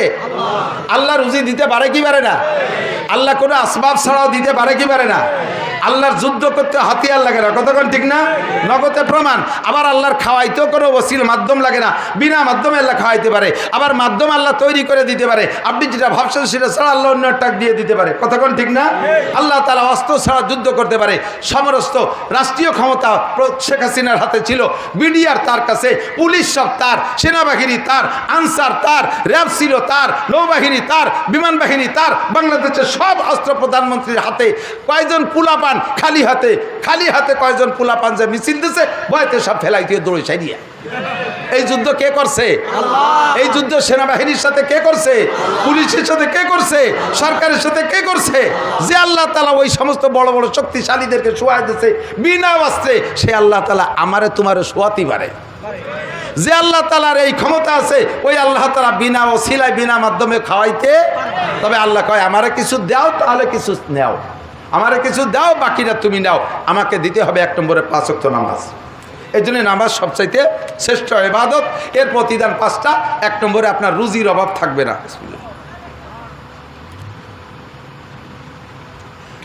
কথা লম্বা হয়ে যাচ্ছে, এদিক যা বলবো শেষে তা কম পড়ে যাবে না। কার কার কষ্ট হয়ে গেছে একটু হাত উঠান। পেশাব আসলে তারে ঠেকাবেন না। পেশাব ঠেকাইয়া চাইপে বসে থাকলে কিডনির ক্ষতি হয়। জায়গা পবিত্র জায়গায় যে মসজিদ, এ জায়গায় কেউ নষ্ট করে দেবেন না। 1 আঙ্গুল উঁচু করবেন, বসে পেশাব আইছে, আমি মনে করবো মসজিদে 1000 টাকা দেবেন। 1000 টাকা জমা দিয়ে ভাই নাই কালেকশন হবে না, কালেকশন হয়ে গেছে তো করবো না, তাই মসজিদ বানাবো কি দিয়ে? 1000 টাকা জমা দিয়ে পেশাব করে পেশাবখানে শুয়ে থাকলেও ডাইয়ে উঠবো না। মিথ্যে কথা কয়ে চলে গেলে ডায়াবেটিস হতে পারে, আল্লাহ হেফাজত করে করে। আমিন। তো নামাজ সবচেয়ে সর্বশ্রেষ্ঠ ইবাদত কি ভাই? একটু কর না কি? নামাজ। এর দুনিয়ার লাভ তো আছে, যেটা বললাম তবারক আছে। 2 নম্বর হলো কবর আযাব মাফ। কোন সুবহানাল্লাহ। একবার যদি খেয়াল করে না, বিশ্বাস করে না, তার কি ঘোড়ার ডিম করবে। কবর আযাব সত্যি না মিথ্যা? সত্য না মিথ্যা? সত্য। অন্তর থেকে বিশ্বাস করেন, বাঁচা দরকার। একদিন কবর আযাব যদি মাফ হয়ে যায় কিয়ামতের আগে আর হবে না। একবার যদি কবর আযাব মাফ হয় কিয়ামতের আগে আর হবে না। আর এই কবর আযাব মাফ পাইতে হলে, প্রথম দিন কবর আযাব মাফ পাইতে হলে নামাজের বিকল্প নাই। নামাজের বিকল্প নাই, নামাজের বিকল্প নাই। 2 নম্বরে কবর আযাব মাফ। 3 নম্বরে ইউতিহিল্লাহু কিতাবাহু বিয়ামিনিহি। হাসরের মাঠে মানুষের সবচাইতে বড় মহাবিপদের যে কয়টা জায়গা, ময়দানে মাহশারে সবচেয়ে বড় মহাবিপদের যে কয়টা জায়গা, তার ভিতরে একটা হলো আমলনামা পাওয়া নিয়ে। 2 নম্বরে পুলসিরাত পার হওয়া নিয়ে। 3 নম্বরে মিজানের পাল্লায়। আল্লাহ কি হবে না আল্লাহ জানে, যা করি আইছি তাতে কট্টুক ওজন হবে না তা আল্লাহই জানে। পুলসিরাত পার হতে পারবো কি পারবো না, সব কিছু চলে আসবে। প্রথমটা ডান হাতে আমলনামা নিয়ে। সব মানুষ বাম হাতে লুকায় রাইখা, লুকাবে কোন জায়গায়? পরনে তা কাপড় নাই যে কাপড়ের ভিতরে গুজিয়ে থবে, পকেট নাই যে পকেটের মধ্যে হাত ধুয়ে থবে, একটা ব্যাগ বক নাই যে তার মধ্যে বাম হাত কান সারিয়ে থবে, যে ডাইনা তার সামনে সামনে রাই আসলি ধরিয়ে বসবে। যার নামে ডাইন হাতে আমলনামা বাজেট, তোমার ডাইন হাত যদি লুকায়ও রাখো ওই জায়গার আমলনামা পৌঁছে যাবে। কন্যা সুবহানাল্লাহ। আর সে খুশিতে বলবে হাউ মুকরু কিতাবিয়া, হাউ মুকরু কিতাবিয়া। আমলনামা পাইয়া খুশিতে লাফাইতে থাকবে আর বলবে এ কে কোথায় আছিস, দেখ আমার আমলনামা ডান হাতে পেয়ে গেছি, দেখ আমার আমলনামা। নামাজে 100, রোজা 100, হজে 100, জাকাতে 100, তবলিগে 100, সরমুনাইতে 100, মসজিদে 100, মাদ্রাসায় 100, দানে 100, খয়রাতে 100, জিকিরে 100, ফিকিরে 100, ফরজে 100, ওয়াজিবে 100, সুন্নতে 100, মুস্তাহাবে 100, তাহাজ্জুদে 100। ও শুধু খুশিতে খুশিতে আমলনামা দেখাবে। আর যার বাম হাতে আমলনামা বরাদ্দ আছে, ওই বাম হাত যতই লুকায় রাখুক লুকায় রাখতে পারবে না। বাম হাতে আমলনামা দেবার সিস্টেম আল্লাহ তৈরি করবেন। বুকের ভিতর দিয়ে বাম হাতটাকে ঢুকাইয়া, বুকের ভিতর দিয়ে আগে ঘাড়ের সাথে এক প্যাঁচ দেবে হাত, এরপরে বাম হাতে বুকের মধ্যে দিয়ে ঢুকাইয়া পিছন দিয়ে হাতের কবজা বের করবে। আর ওই পিছনে ওই জায়গায় আমলনামা দেবে, ফিরে বলবে টেনে বের করো। এইভাবে উড়াই মুড়াই কুড়াই কাড়াইয়া আবার বাম হাতের আমলনামা বের করে তখন সে আমলনামার কেউ দেখাবে না, বলবে ইয়া লাইতানি তাখাল, ইয়া লাইতানি লাম উতিয়া কিতাবিয়া, ইয়া লাইতানি লাম উতিয়া কিতাবিয়া। আরে আমার কপাল পোড়া, আমারে যদি আমলনামা মোটেই না দেওয়া হতো তাও আমার ভাগ্যের বিষয় ছিল। আমার কপাল পড়ছে, আমার বাম হাতে আমলনামা দিছে। ওই লোকটা মিজানও পার হতে পারবে না, পুলসিরাতও পার হতে পারবে না। আর হুজুর বলেন যেই লোকটা নিয়মিত নামাজি তাকে ইউতিহিল্লাহু কিতাবাহু বিয়ামিনিহি, ডান হাতে আমলনামা দেওয়া হবে। ডান হাতে আমলনামা চান? হাতটা একটু দেখাবেন, ডান হাতটা। আল্লাহ তুমি এই হাতগুলোকে মাহরুম করো না, আল্লাহ তুমি হাতগুলো আমলনামা দিয়ে দিও, আল্লাহ তুমি হাতগুলো কবুল করো। বলেন আমিন। তাহলে নামাজ পড়বেন দোস্ত, একটু পাক্কা সিদ্ধান্ত নিন, পড়বই। আমার সাথে বলেন পড়বই, পড়বই। আর জীবনেও নামাজ ছাড়বো না। আল্লাহ তুমি তৌফিক দান করো। আল্লাহ কবুল করুন। 4 নম্বরে এমুর আলা সিরাতে কাল বাক, বিদ্যুৎ গতিতে ওই যে পুলসিরাত মহাঘাটি বিদ্যুৎ গতিতে পার হয়ে চলে যাবে। মাধ্যম কি? নামাজ। ওসিলা কি? লাগবে কি? জোর হলো না কি? বিদ্যুৎ গতিতে পুলসিরাত পার না হতে পারলে খোদার কসম জান্নাতে যাইতে পারবে না। জান্নাত হলো পুলসিরাতের উপর, আর জাহান্নাম হলো পুলসিরাতের নিচে। জাহান্নাম পুলসিরাতের নিচে, আপনি কেটে পড়ে যাবেন, আপনি কেটে পড়ে যাবেন। কোনো উপায় নাই এই পুলসিরাত পার হওয়ার জন্য, একমাত্র সার্টিফিকেট নামাজ। 3 নম্বর মহাবিপদ বলছিলাম না, আমল নামার হিসাব নিকাশ। হুজুর বলে ভাইয়া মুরওয়ালা সিরাত ওয়াদখুলুল জান্নাতা বিগাইরি হিসাব। নামাজি ব্যক্তির কোনো হিসাব নিকাশ হবে না। আল্লাহ বলবেন তোমরা খালি খালি এই জায়গায় ভিড় না করে, তোমাকে জায়গায় হিসেব হবে না, এই জায়গায় জ্যাম করে নদী সরিয়ে বড় দিয়ে যেতে বেসতে চলে যাও। জোরে করে সুবহানাল্লাহ। আগে আপনাদেরকে জান্নাতে পাঠিয়ে দেবে। তাহলে নামাজটা কত জরুরি, এই জন্য 82 বার আলোচনা হয়েছে। কয়বার? 82 বার। প্রয়োজন বেশি, ইবাদত শ্রেষ্ঠ, আলোচনার পরিমাণ সংখ্যা আল্লাহ বাড়ায় দিয়েছে। এর চাইতেও এদিক তাকান, নামাজের চাইতেও ইম্পর্টেন্ট কোনো ইবাদত হতে পারে? আছে একটা ইবাদত। এদিক বোঝেন, কষ্ট হচ্ছে, একটু মজা নেবেন, সাথে বসবেন, আমার দিক তাকান। রোজায় খুব কষ্ট হয়েছে, জ্যৈষ্ঠী মাসে রোজা 17 ঘন্টা, ইফতার খাইছেন গলা সমান, খাইয়ে আশের মতো মানে সাপে আধারের মতো গড়ই পড়ছে, এলাই গেছেন। এখন মাগরিবের নামাজে তো ভর্তি যাইতে হবে। যদি কেউ কয় এই চলো নামাজ পড়ে আসি, কথা কইও না, রোজা ছিলাম। এই রোজায় কষ্ট হয়েছে, এইগুলো কি নামাজ পড়া লাগবে না? লাগবে। ওই শুয়ে রয়েছে, নামাজ পড়ে নাই। এরপরে তারাবির যখন আজান হয়েছে, ইশারা ওঠ তারাবির নামাজ পড়তে, কথা কইও না, রোজা ছিলাম। ওর সাথে কথাই কওয়া যায় না, রোজা ছিল, কামাইরে ফেলাইছে। রোজায় কষ্ট হোক যত, নামাজ ছেড়ে দেওয়ার সুযোগ আছে? হজে প্রচুর কষ্ট। যদি আরাফাতের থেকে মুজদালেফায় 11 কিলো পায়ে হেঁটে যান, আবার মুজদালেফার থেকে মুজদালেফায় রাত্র যাপনের পরে ফজর বাদ আবার যদি শয়তান মারতে পায়ে হেঁটে যান 6 কিলো, এরপরে শয়তান মারে যদি মক্কায় যান 4 কিলো পায়ে হেঁটে যাইয়ে আবার ওই দিনে দিন যদি 7টা তওব শেষ করেন, এরপরে যদি সফা মারওয়ার সাই শেষ করেন পায়ে হেঁটে, তাহলে আপনি বুঝবেন যে জীবনে কোনো পরিশ্রমের কাজ এই পরিমাণ আপনি করেন নাই। সারা জীবনের সবচাইতে শ্রেষ্ঠ পরিশ্রমের কাজ এই পায়ে হেঁটে হজের সমস্ত কামগুলো সম্পূর্ণ করা। এখন হজ করতে করতে করতে করতে সফা মারওয়ার সাই শেষ করতে করতে জোহরের আজান দিছে, এই সময় আপনার হাতে পায়ে বল নাই, শেষ সাইডা করিয়া এই মারোয়ার কাছে আইসিয়া এখন আর বল নাই। এখন যদি কনকে আল্লাহ হজ করিয়া আইসে, আমি আজকে নামাজ পড়বো না, অনুমতি আছে? তাহলে বোঝা গেল হজের কারণে নামাজ ছাড়ার সুযোগ নাই। তাহলে নামাজ হজের চাইতেও জরুরি, নামাজ রোজার চাইতেও জরুরি, ঠিক কিনা?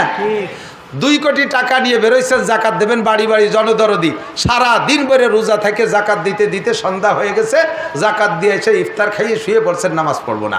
আল্লাহ জাকাত দিছি, তোমার ফরজ একটা আদায় করছি, নামাজ পড়তে পারবো না, অনুমতি আছে? তাহলে এক ইবাদতের পরিশ্রমের কারণে আর এক ইবাদত ছাড়িয়ে দেওয়ার কোনো সুযোগ নাই, নামাজ ছেড়ে দেওয়ার কোনো সুযোগ নাই। দোস্ত ভালো করে জেনে রাখেন, নবী আলাইহিস সালাম খন্দকের যুদ্ধে খন্দক খনন করতেছে, হুজুর নিজে হাতে, কাফেররা চলে আসতেছে দলে দলে, মক্কা থেকে আবু জাহেল, মক্কা থেকে আবু সুফিয়ান তার দলবল নিয়ে চলে আসতেছে, এই মদিনার পর আক্রমণ হবে। হুজুর জানছেন হযরত আব্দুল্লাহ সালমান ফারসি রাদিয়াল্লাহু তাআলা আনহুর পরামর্শে খন্দক খনন শুরু করছে। খুঁজতে খুঁজতে খন্দক খনন করা শেষ হয়ে পারে নাই, কাফেররা প্রায় চলে আসছে। ইতিমধ্যে জোহরের আজান, জোহরের ওয়াক্ত হয়ে গেছে। হুজুর বললেন নামাজ বাদ দাও, আগে খন্দক খনন করো। খুঁজতে খুঁজতে নামাজ বাদ দিয়ে জোহরের নামাজ পড়েন নাই, খন্দক খুঁজতেই আসেন, আসরের ওয়াক্ত হয়ে গেছে। হুজুর কাফেররা প্রায় চলে আইছে, খন্দক খোঁজা শেষ হয় নাই, বাদ দাও, আসরের নামাজ পড়া লাগবে না, খন্দক খনন করো। খুঁজতে খুঁজতে মাগরিব হয়ে গেছে, আসর পড়তে পারেন নাই, খন্দক খনন করা শেষ হয় নাই। হুজুর কাফেররা চলে আসছে, নামাজ বাদ দাও, মাগরিব পড়বো না, আগে খন্দক খনন করো। খন্দক খনন করা শেষ কইরা তারপরে নামাজ পড়বো। খুঁজতে খুঁজতে ঈশার ওয়াক্ত হয়ে গেছে, খন্দক খনন করা শেষ হয় নাই। হুজুর কাফেররা প্রায় চলে আসছে, থাক নামাজ, ঈশার নামাজ বাদ দাও, আগে খন্দক খনন করো। ফজর পর্যন্ত খন্দক খনন করছে, 4 ওয়াক্তের নামাজ কাজা হয়ে গেছে, তবুও হুজুর যুদ্ধের জন্য খন্দক খনন করছে। প্রমাণ হলো দুনিয়ার কোনো ইবাদত একটার কারণে আরেকটাকে ছাড়িয়ে দেওয়ার অধিকার অনুমতি নাই।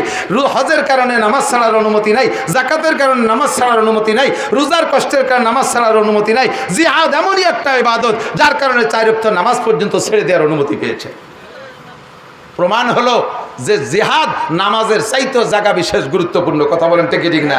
কপাল পড়ছে মুসলমান। আর আজকে সেই জিহাদের আলোচনা উলামায়ে কেরাম করলে জঙ্গি, লাদেন গ্রুপ, তালেবান, রাজাকার, মৌলবাদ ফাও কথা কইয়া কইয়া সুপারে পচাই ফেলাইছো।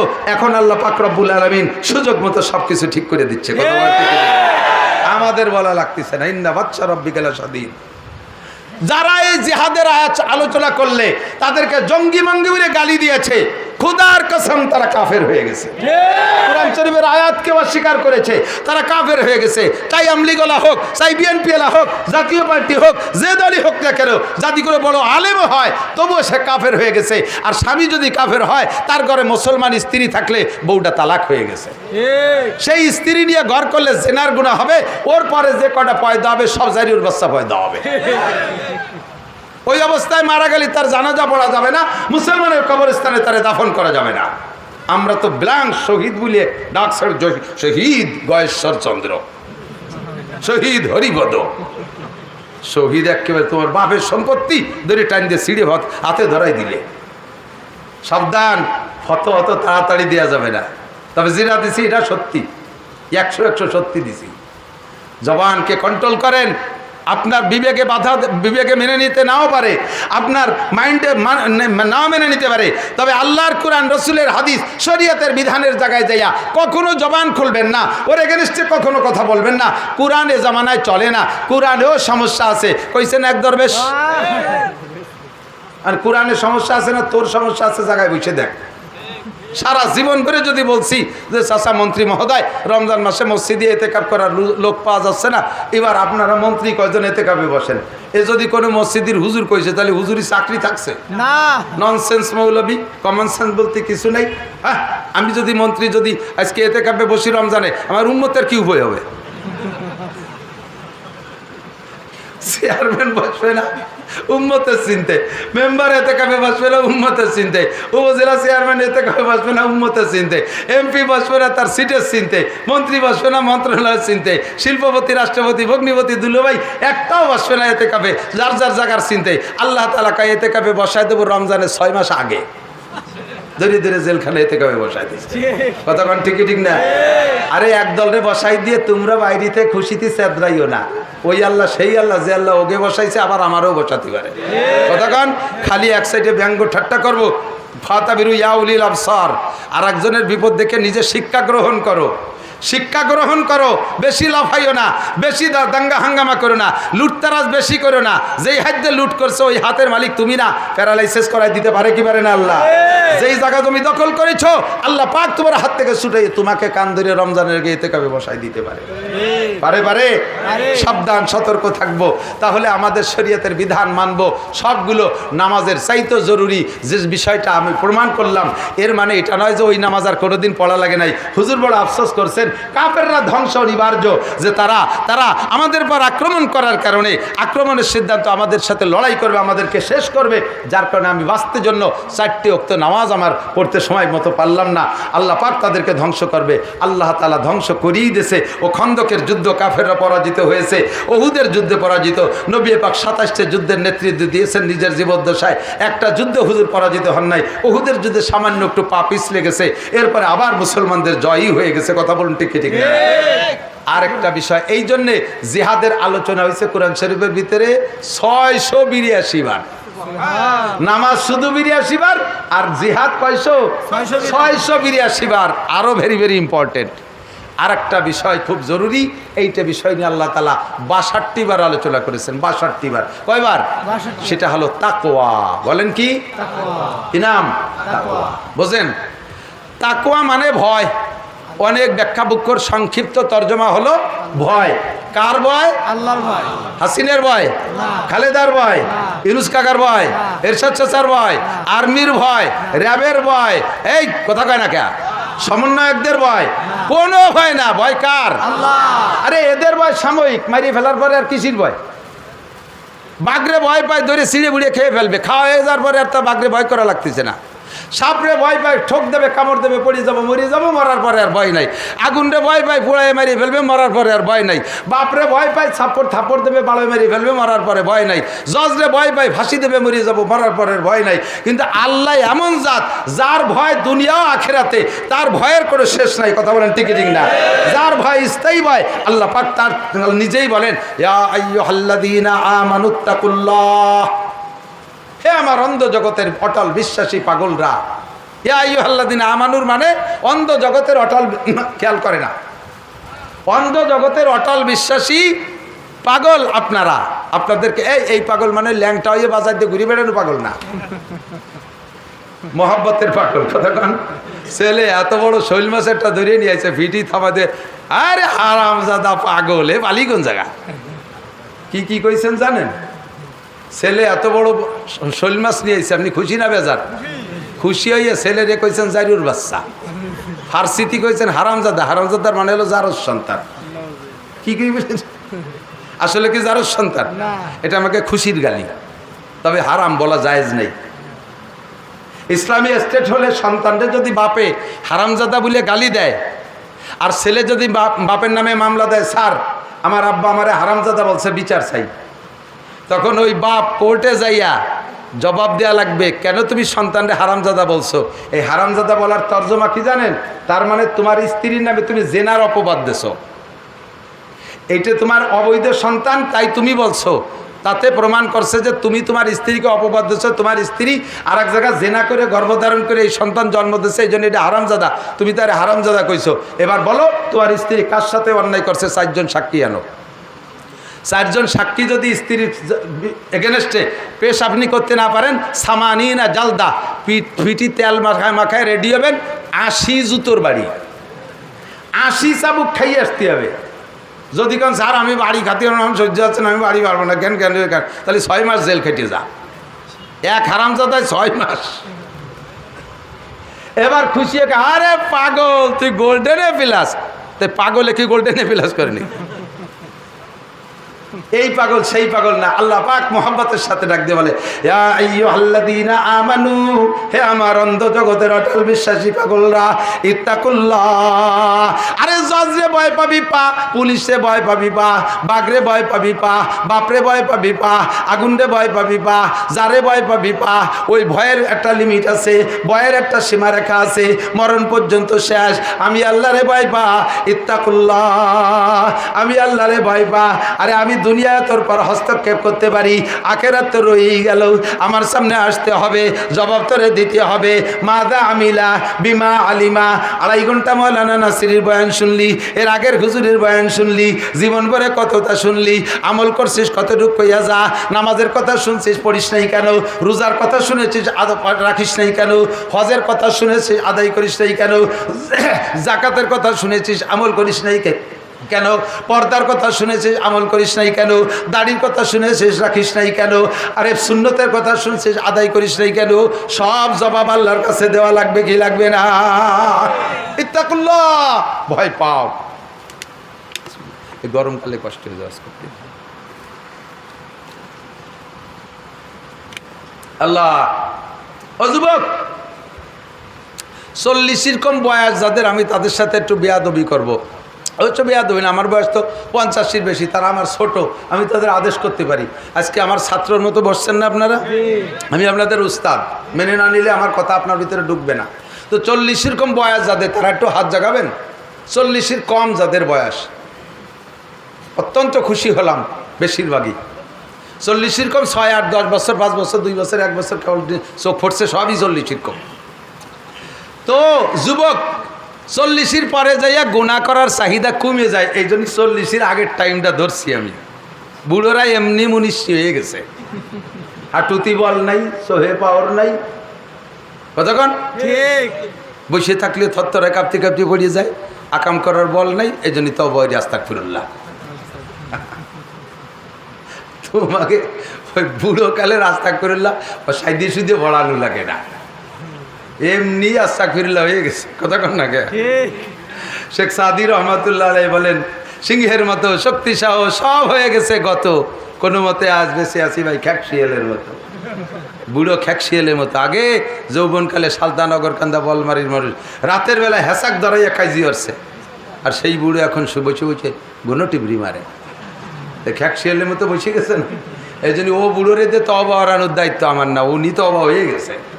40-এর আগে যারা, তুমি যদি গুনার থেকে বাঁচতে পারো, তোমার এই জীবনটা বড় দাম। কিয়ামতের ময়দানে আরশে আজিমের নিচে আল্লাহ তাআলা তোমাকে বসাইয়া নিজ হাতে 500 বছর খানা খাওয়াবে। কষ্ট পাইলে যুবক, তোমাদের এই মুহূর্তে যদি মাননীয় কি বলা হয় প্রধান উপদেষ্টা মহোদয় ডাইকে নিয়ে তোমারে হাতে কিছু দেয়, খুশিতে তুমি বাকবাকুম পায়রা, তো প্রধান উপদেষ্টার পুরস্কারের কি ভ্যালু আছে? যদি কি কয় কোটি টাকা দেবে, উমরি গেলি শেষ। আমার আল্লাহর হাতের খানা খাওয়া একটা না 500 বছর। সুবহানাল্লাহ। 40-এর আগে তওবা করতে হলে তোমার সিস্টেমটা হলো ভিতরে একটা ভয় তৈরি করো। বাড়ির কাছে রোজ বাড়ির তারে করে যাই, এই ফরিদপুর শহরে ওই পাশে ওটা তাম্বুলখানা না কি কয়, ওই পাশে একটা আসছিলাম মাহফিলে, বছর 2-3 আগে আসছি তো সব জায়গায়। তো ওই মাহফিলে, ওখানে আসলে মাহফিলে আমার খেদমতে একটা যুবক পরিবেশন করতেছে, কে কোন জায়গার তার ঠিকানা আমি শুনি না, নাম আমার মনে নাই। ওই যুবক পাগড়ি পরা, জুব্ব গায়ে, ফিসফিসে পাতলা দাড়ি, আমি মনে করছি খাবাসপুর মাদ্রাসার ছাত্র হবে। সব কিছু শেষে যখন বিদায় নিচ্ছি, ছেলেটা বলতেছে, হুজুর আমার তো একটু জিজ্ঞেস করলেন আমি কেডা? তো কও, কয় যে আমি রাজেন্দ্র কলেজের ছাত্র, আমি সাধ্য অনুযায়ী সুন্নতের পাবন্দি করার চেষ্টা করি, তো যাওয়ার আগে আমার রুমে একটু কদম দিয়ে একটু বরকত দিয়ে যাবেন। যত এত খেদমত করলো, মোহাব্বতের সাথে চাইলো, চলো যাই। আমার যাওয়ার পথে বলে, জি আপনার যাওয়ার পথে গাড়িতে ওঠার একটু আগে তার রুমটা, রুমের মধ্যে ঢুকে দেখি ছাদে আর ওয়ালে লেখা আল্লাহ দেখে। ছাদে লেখা আল্লাহ দেখে, আল্লাহ দেখে। এ ওয়ালে ওয়ালে সব ওয়ালে লেখা আল্লাহ দেখে, বাংলায় লিখে দিয়েছে। আমি তুই কি লেখছ? এ তো কোনো জায়গা আমি দেখি নেই। কয় যে হুজুর একা এক রুমে থাকি, যুবক মানুষ, গুনাহ করার বহুত পথ আছে, এখানে অনেক সিস্টেম আছে। তো যখনই গুনার কামড় দেয়, আমি এই যে কোনো একটা ওয়ালের দিকে তাকাইলে দেখি আমার লেখা আল্লাহ দেখে। ওই শব্দটা চোখে পড়ার সাথে সাথে আমার ভিতরে আতঙ্ক সৃষ্টি হয়, আর আমি কি গুনাহ করবো? ওই তো আল্লাহ দেখে। আল্লাহর সামনে আমি কিভাবে গুনাহ করব? আমি আশ্চর্য হয়ে গেলাম। জীবন ভরে ইত্তাকুল্লাহর ওয়াজ করি, ওর কাছ থেকে আমি ওয়াজ ফিরে প্র্যাকটিক্যালে শিখছি। রাত্রে শুয়ে, খাটে শুয়ে আমার গুনার কল্পনা আসতে পারে, ছাদের দিক তাকায় দেখি আল্লাহ দেখে। তাহলে আমি কিভাবে, আল্লাহ যখন দেখে আমি তার সামনে কিভাবে গুনাহ করব? যে ওয়ালের দিক তাকাই, ওই ওয়ালের থেকে আল্লাহ দেখে, ছাদের দিকে তাকাই আল্লাহ দেখে। ওমাইয়াত্তাকিল্লাহ ইয়াজআল লাহু মাখরাজা। আরে তুমি যে ব্যক্তি, আল্লাহ পাক রব্বুল আলামিন বলেন, বান্দা তুমি আমারে ভয় পাও, এই ভয়েরও বিনিময় দেব তোমারে। নামাজের যেমন বিনিময় দেই, রোজার যেমন বিনিময় দেই, হজের বিনিময় দুনিয়ায় দেই, আরে যাকাতের বিনিময় দুনিয়ায় দেই, আমারে ভয় পাই, এর একটা বিনিময় আছে। এর বিনিময় হলো ওমাইয়াত্তাকিল্লাহ ইয়াজআল লাহু মাখরাজা। যে আল্লাহকে ভয় পায়, আল্লাহ তাকে যে কোনো বিপদ থেকে মুক্তির ব্যবস্থা করিয়া দেয়। ও আমার বাংলাদেশের বিপদগ্রস্ত নেতারা, ওই যে যে জায়গা আছে ওই জায়গায় বৈশা প্ল্যান প্রোগ্রাম অন্যরকম বাদ দাও। আল্লাহর কথা কয় না, কোনো মতে খালি একটু বেরোতে পারলি আয়, দেখায় ছাড়িয়ে দেবো, ওনরা নিজেরা দেখায় ছাড়িয়ে দেবে। এই যদি প্ল্যান থাকে কোনোদিন বেরোইতে পারবা না। ভরসা করো আল্লাহর পর। ওমাইয়াত্তাকিল্লাহ ইয়াজআল লাহু মাখরাজা ওয়া ইয়ারযুকহু মিন হাইসু লা ইয়াহতাসিব। যে আল্লাহ পাকের উপরে ভরসা করে, জেলখানা থেকে বেরোইতে পারে কে? আরে কথা কয় না কে? কত জেলখানার ছিল, কত মানুষ আল্লাহ বের করে দিয়েছে, আবার তোমারও বের করে দিতে পারে। ওর মধ্যে থেকে আল্লাহর ভয় অন্তরে রাখো। আল্লাহর ভয় অন্তরে থাকলে জাতির হক মারিয়ে খাবা না, টোন মারবা না, মন মারবা না, রাস্তা মারবা না, খাল মারবা না, বিজিএফ কার্ড মারবা না, পঙ্গু ভাতা মারবা না, কারেন্টের খাম্বা খেয়ে ফেলবা না, তার খাইয়ে ফেলবা না, রোডের পিস খুয়া মারিয়ে খাবা না, খালকুয়ো মারিয়ে খেয়ে ফেলবা না। আরে যে কাজে হাত দেয় ব্রিজ মারিয়ে খেয়ে ফেলবে, সেই যেখানে হাত দেয়, যে কাজের দায়িত্ব দেয়, সেখান থেকে মারিং দিয়েছে। দেশের কোটি কোটি টাকা বিদেশে চলে গেল, চোকালাটারে কিছু না দিয়ে কানাডা বাড়ি করছে। কানাডা আমরা হাজার হাজার চোকালা, আমাকে চোখের সামনে টাকা পাইনি, কানাডা বাড়ি করছে টাকা দিয়ে। হারাম টাকায় শান্তি নাই, হারামে আরাম নাই। কতক্ষণ ঠিক না? আরে এক দলের কাছ থেকে আর এক দল উপদেশ গ্রহণ করো, তুমিও সুযোগ পেলে করবা, তুমিও খাতি পারবা না। প্রত্যেকে এখান থেকে শিক্ষা নাও, এক দলে খালি চাইপিয়ে কথা বলা যাবে না। প্রত্যেকে সেখান থেকে শিক্ষা নাও, যে দলই হও না কেন, ক্ষমতা হাতে পাইয়া, সুযোগ পাইয়া লুট তারাস, দাঙ্গা হাঙ্গামা, মারামারি, কুড়োকুড়ি, কেউরে মানুষ বলে কেয়ার করবা না। তোমাকে ধরতে আল্লাহর সময় লাগবে না। ফাতাবিরু ইয়া উলিল আবসার, ইত্তাকুল্লাহ, ভয় পাবো কাকে? লাভ কি? তাকওয়ার বিনিময়ে লাভ হলো আল্লাহ পাক বলেন তোমাকে যে কোনো বিপদ থেকে আমি মুক্তির ব্যবস্থা করে দেবো। কোন সুবহানাল্লাহ। আর ওয়ার যুক্ষু মিন হাইসু লা ইয়াহতাসিব, ধারণার বাহির স্থান থেকে রিজিকের ব্যবস্থা করে দেব। তুমি কল্পনা করতে পারবে না এত সুন্দর রিজিক কোত্থেকে আসে, এত সুন্দর রিজিক কোত্থেকে আসে। আর যে ইয়াতাওয়াক্কাল আলাল্লাহ ফাহুয়া হাসবুহু, যে আল্লাহর উপরে বিশ্বাস থেকে, আল্লাহকে ভয় পেয়ে ভরসা করে আল্লাহর উপরে, আল্লাহই তার জন্য যথেষ্ট। কথা বলুন ঠিক ঠিক না? আরে আমি বাস্তবে চোখে আঙ্গুল দিয়ে আপনাদেরকে দেখাই দিয়ে, লক্ষ্য করেন, স্কুল, কলেজ, ইউনিভার্সিটি, সরকারি যত প্রতিষ্ঠান আছে, পূর্ণ সরকারি হোক বা আধা সরকারি স্বায়ত্তশাসিত হোক, সরকার বেতন বহন করে কি করে না? আপনারা সেখান থেকে বেতন পান, পুলিশই বেতন পায়, আর্মি বেতন পায়, বিডিআর সেনাবাহিনী বেতন পায়, সবাই সরকারের কাছ থেকে বেতন পায়। অফিসিয়াল যারা তারা বেতন পায়। ক্ষেত খামার আছে যারা জমিতে চাষবাস করে সেখান থেকে ফসল ফলাই খান। আমার মাদ্রাসার হুজুররা 99% গরিব, একে জায়গা নাই, জমি নাই, ক্ষেত নাই, বাড়ি নাই, চাকরি নাই, বাকরি নাই, কেউ আমাকে দিক ফিরেও তাকায় না। বৈষম্য নিয়ে সবাই আন্দোলন করে, কোনো বৈষম্যওয়ালা কইল না যে বৈষম্যওয়ালাকে দাবি যে খালি ওই আমলিগির মুক্তিযোদ্ধাওয়ালাকে চাকরি দেয়, এখন বৈষম্য বিরোধী আন্দোলন করছে, সবাইরে সমহারে চাকরি দিতে হবে। চাকরির দাবিটা তোমরা জেনারেলরা নিয়ে নিলে তোমাদের বৈষম্যর মধ্যে একবারও কও নাই যে কওমি মাদ্রাসার হুজুরকেও চাকরি দিতে হবে। আমরা কি দেশের মানুষ না? তোমরা একা ওই জায়গা যে হাসিনেরা তাড়াইতে পারো নাই, আমরা হুজুররাও সাথে ছিলাম। এখন বৈষম্য বিরোধী আন্দোলন করে জিতে যাইয়া সবটুক তোমরা খাবা, আমাকে হুজুরকে কোনো জায়গায় শহীদ আরও বানাবা না। সেই বৈষম্যই তো থেকে গেল। আমরা চাকরি চাই না, চাকরি তোমরাই করো, চাকরি তোমরাই মুক্তিযোদ্ধারা করো, বৈষম্যরা করো। আমাদের ভরসা আছে উপর থেকে। আমরা আগেও চাকরি পাই নাই, এখনও পাই না, ভবিষ্যতেও পাবো না। আল্লাহ আমাদেরকে যথেষ্ট সুখে রাখছে, শান্তিতে রাখছে, কোনো টেনশন নাই। চাকরি পাইলে তা ছুটোই দিত। হাসিনের আমলে যদি চাকরি নিতাম তাহলে এই আমলে তা টপাটপ করে ছুটে যেত। ও চাকরি ছুটে গেলে হলো দুশ্চিন্তে বেশি, এই আলাই বালাইয়ের মধ্যে পড়ে যেত। আমাদের ভরসা আল্লাহর কাছে। কোন মৌলবীর চেহারা খারাপ না, দেখেন তেল কই বাপ, আমি শুয়ে গেছি তো গাছে কাবু, দিন ভরে আল চষি রাতবার মলন বলি, এই ঘুম নাই, খাওয়া নাই, এই জন্য আমার দিক তাকাই লাভ নাই। তবে আল্লাহ তাআলা জাগতিকভাবে অনেক সুখে রাখছে, আলহামদুলিল্লাহ, অনেক সুখে রাখছে, যা আমার কল্পনার বাইরে। আল্লাহ আমাকে দুনিয়াও দিয়ে ফেলছে। আমি ভয় পাচ্ছি যে দুনিয়া আল্লাহ এত দিলেন, আখেরাতকে আমার বঞ্চিত করেনি কি আল্লাহই জানে। এই জায়গায় একটু সাহস আছে। হাজার হাজার ছাত্র আমার তৈরি, মৌলানা মুফতি মুহাদ্দিস হয়ে গেছে। তার চেয়ে বড় সাহস আলহামদুলিল্লাহ, 4টে ছেলে 1টা মেয়ে, 5টা ছেলে মেয়ে হাফেজ হয়ে গেছে। আমার ছেলে মেয়েরা হাফেজ হয়ে গেছে। আমি কিয়ামতে 5টা পাগড়ি অলরেডি বরাদ্দ করেই ফেলাইছি আল্লাহর রহমতে। উলবি সাওয়ালিদা হুতাজা ইয়াউমাল কিয়ামা, কিয়ামতের ময়দানে আমি আর আমার ওয়াইফ দুইজনে 5টা করে পাগড়ি পেয়ে যাবো ইনশাআল্লাহ। মতির মেম্বার ঘুরিয়ে ঘুরিয়ে চেয়ারে বসবো আর ঘুরিয়ে ঘুরিয়ে পাগড়ি বানবো ইনশাআল্লাহ।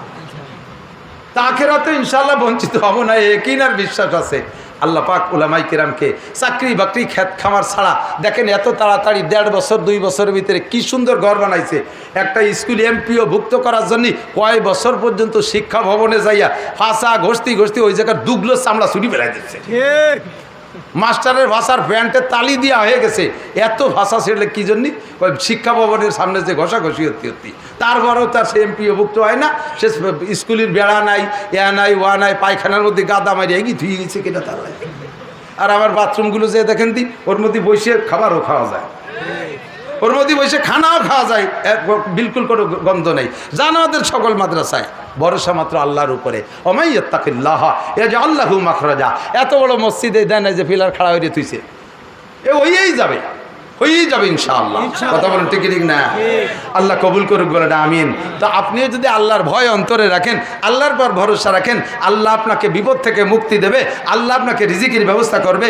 আর আরেকটা পুরস্কার, দিক থাকেন তাকওয়ার আরেকটা পুরস্কার আল্লাহ পাক বলেন, ইন্না আকরামাকুম ইনদাল্লাহি আতকাকুম, তোমাদের ভিতরে সবচেয়ে সম্মানী, বোঝে নাই একটু গান, সবচেয়ে সম্মানী, আর একটু সবচেয়ে বলেন, সবচেয়ে সম্মানী, তোমাদের মধ্যে সবচেয়ে সম্মানী কে?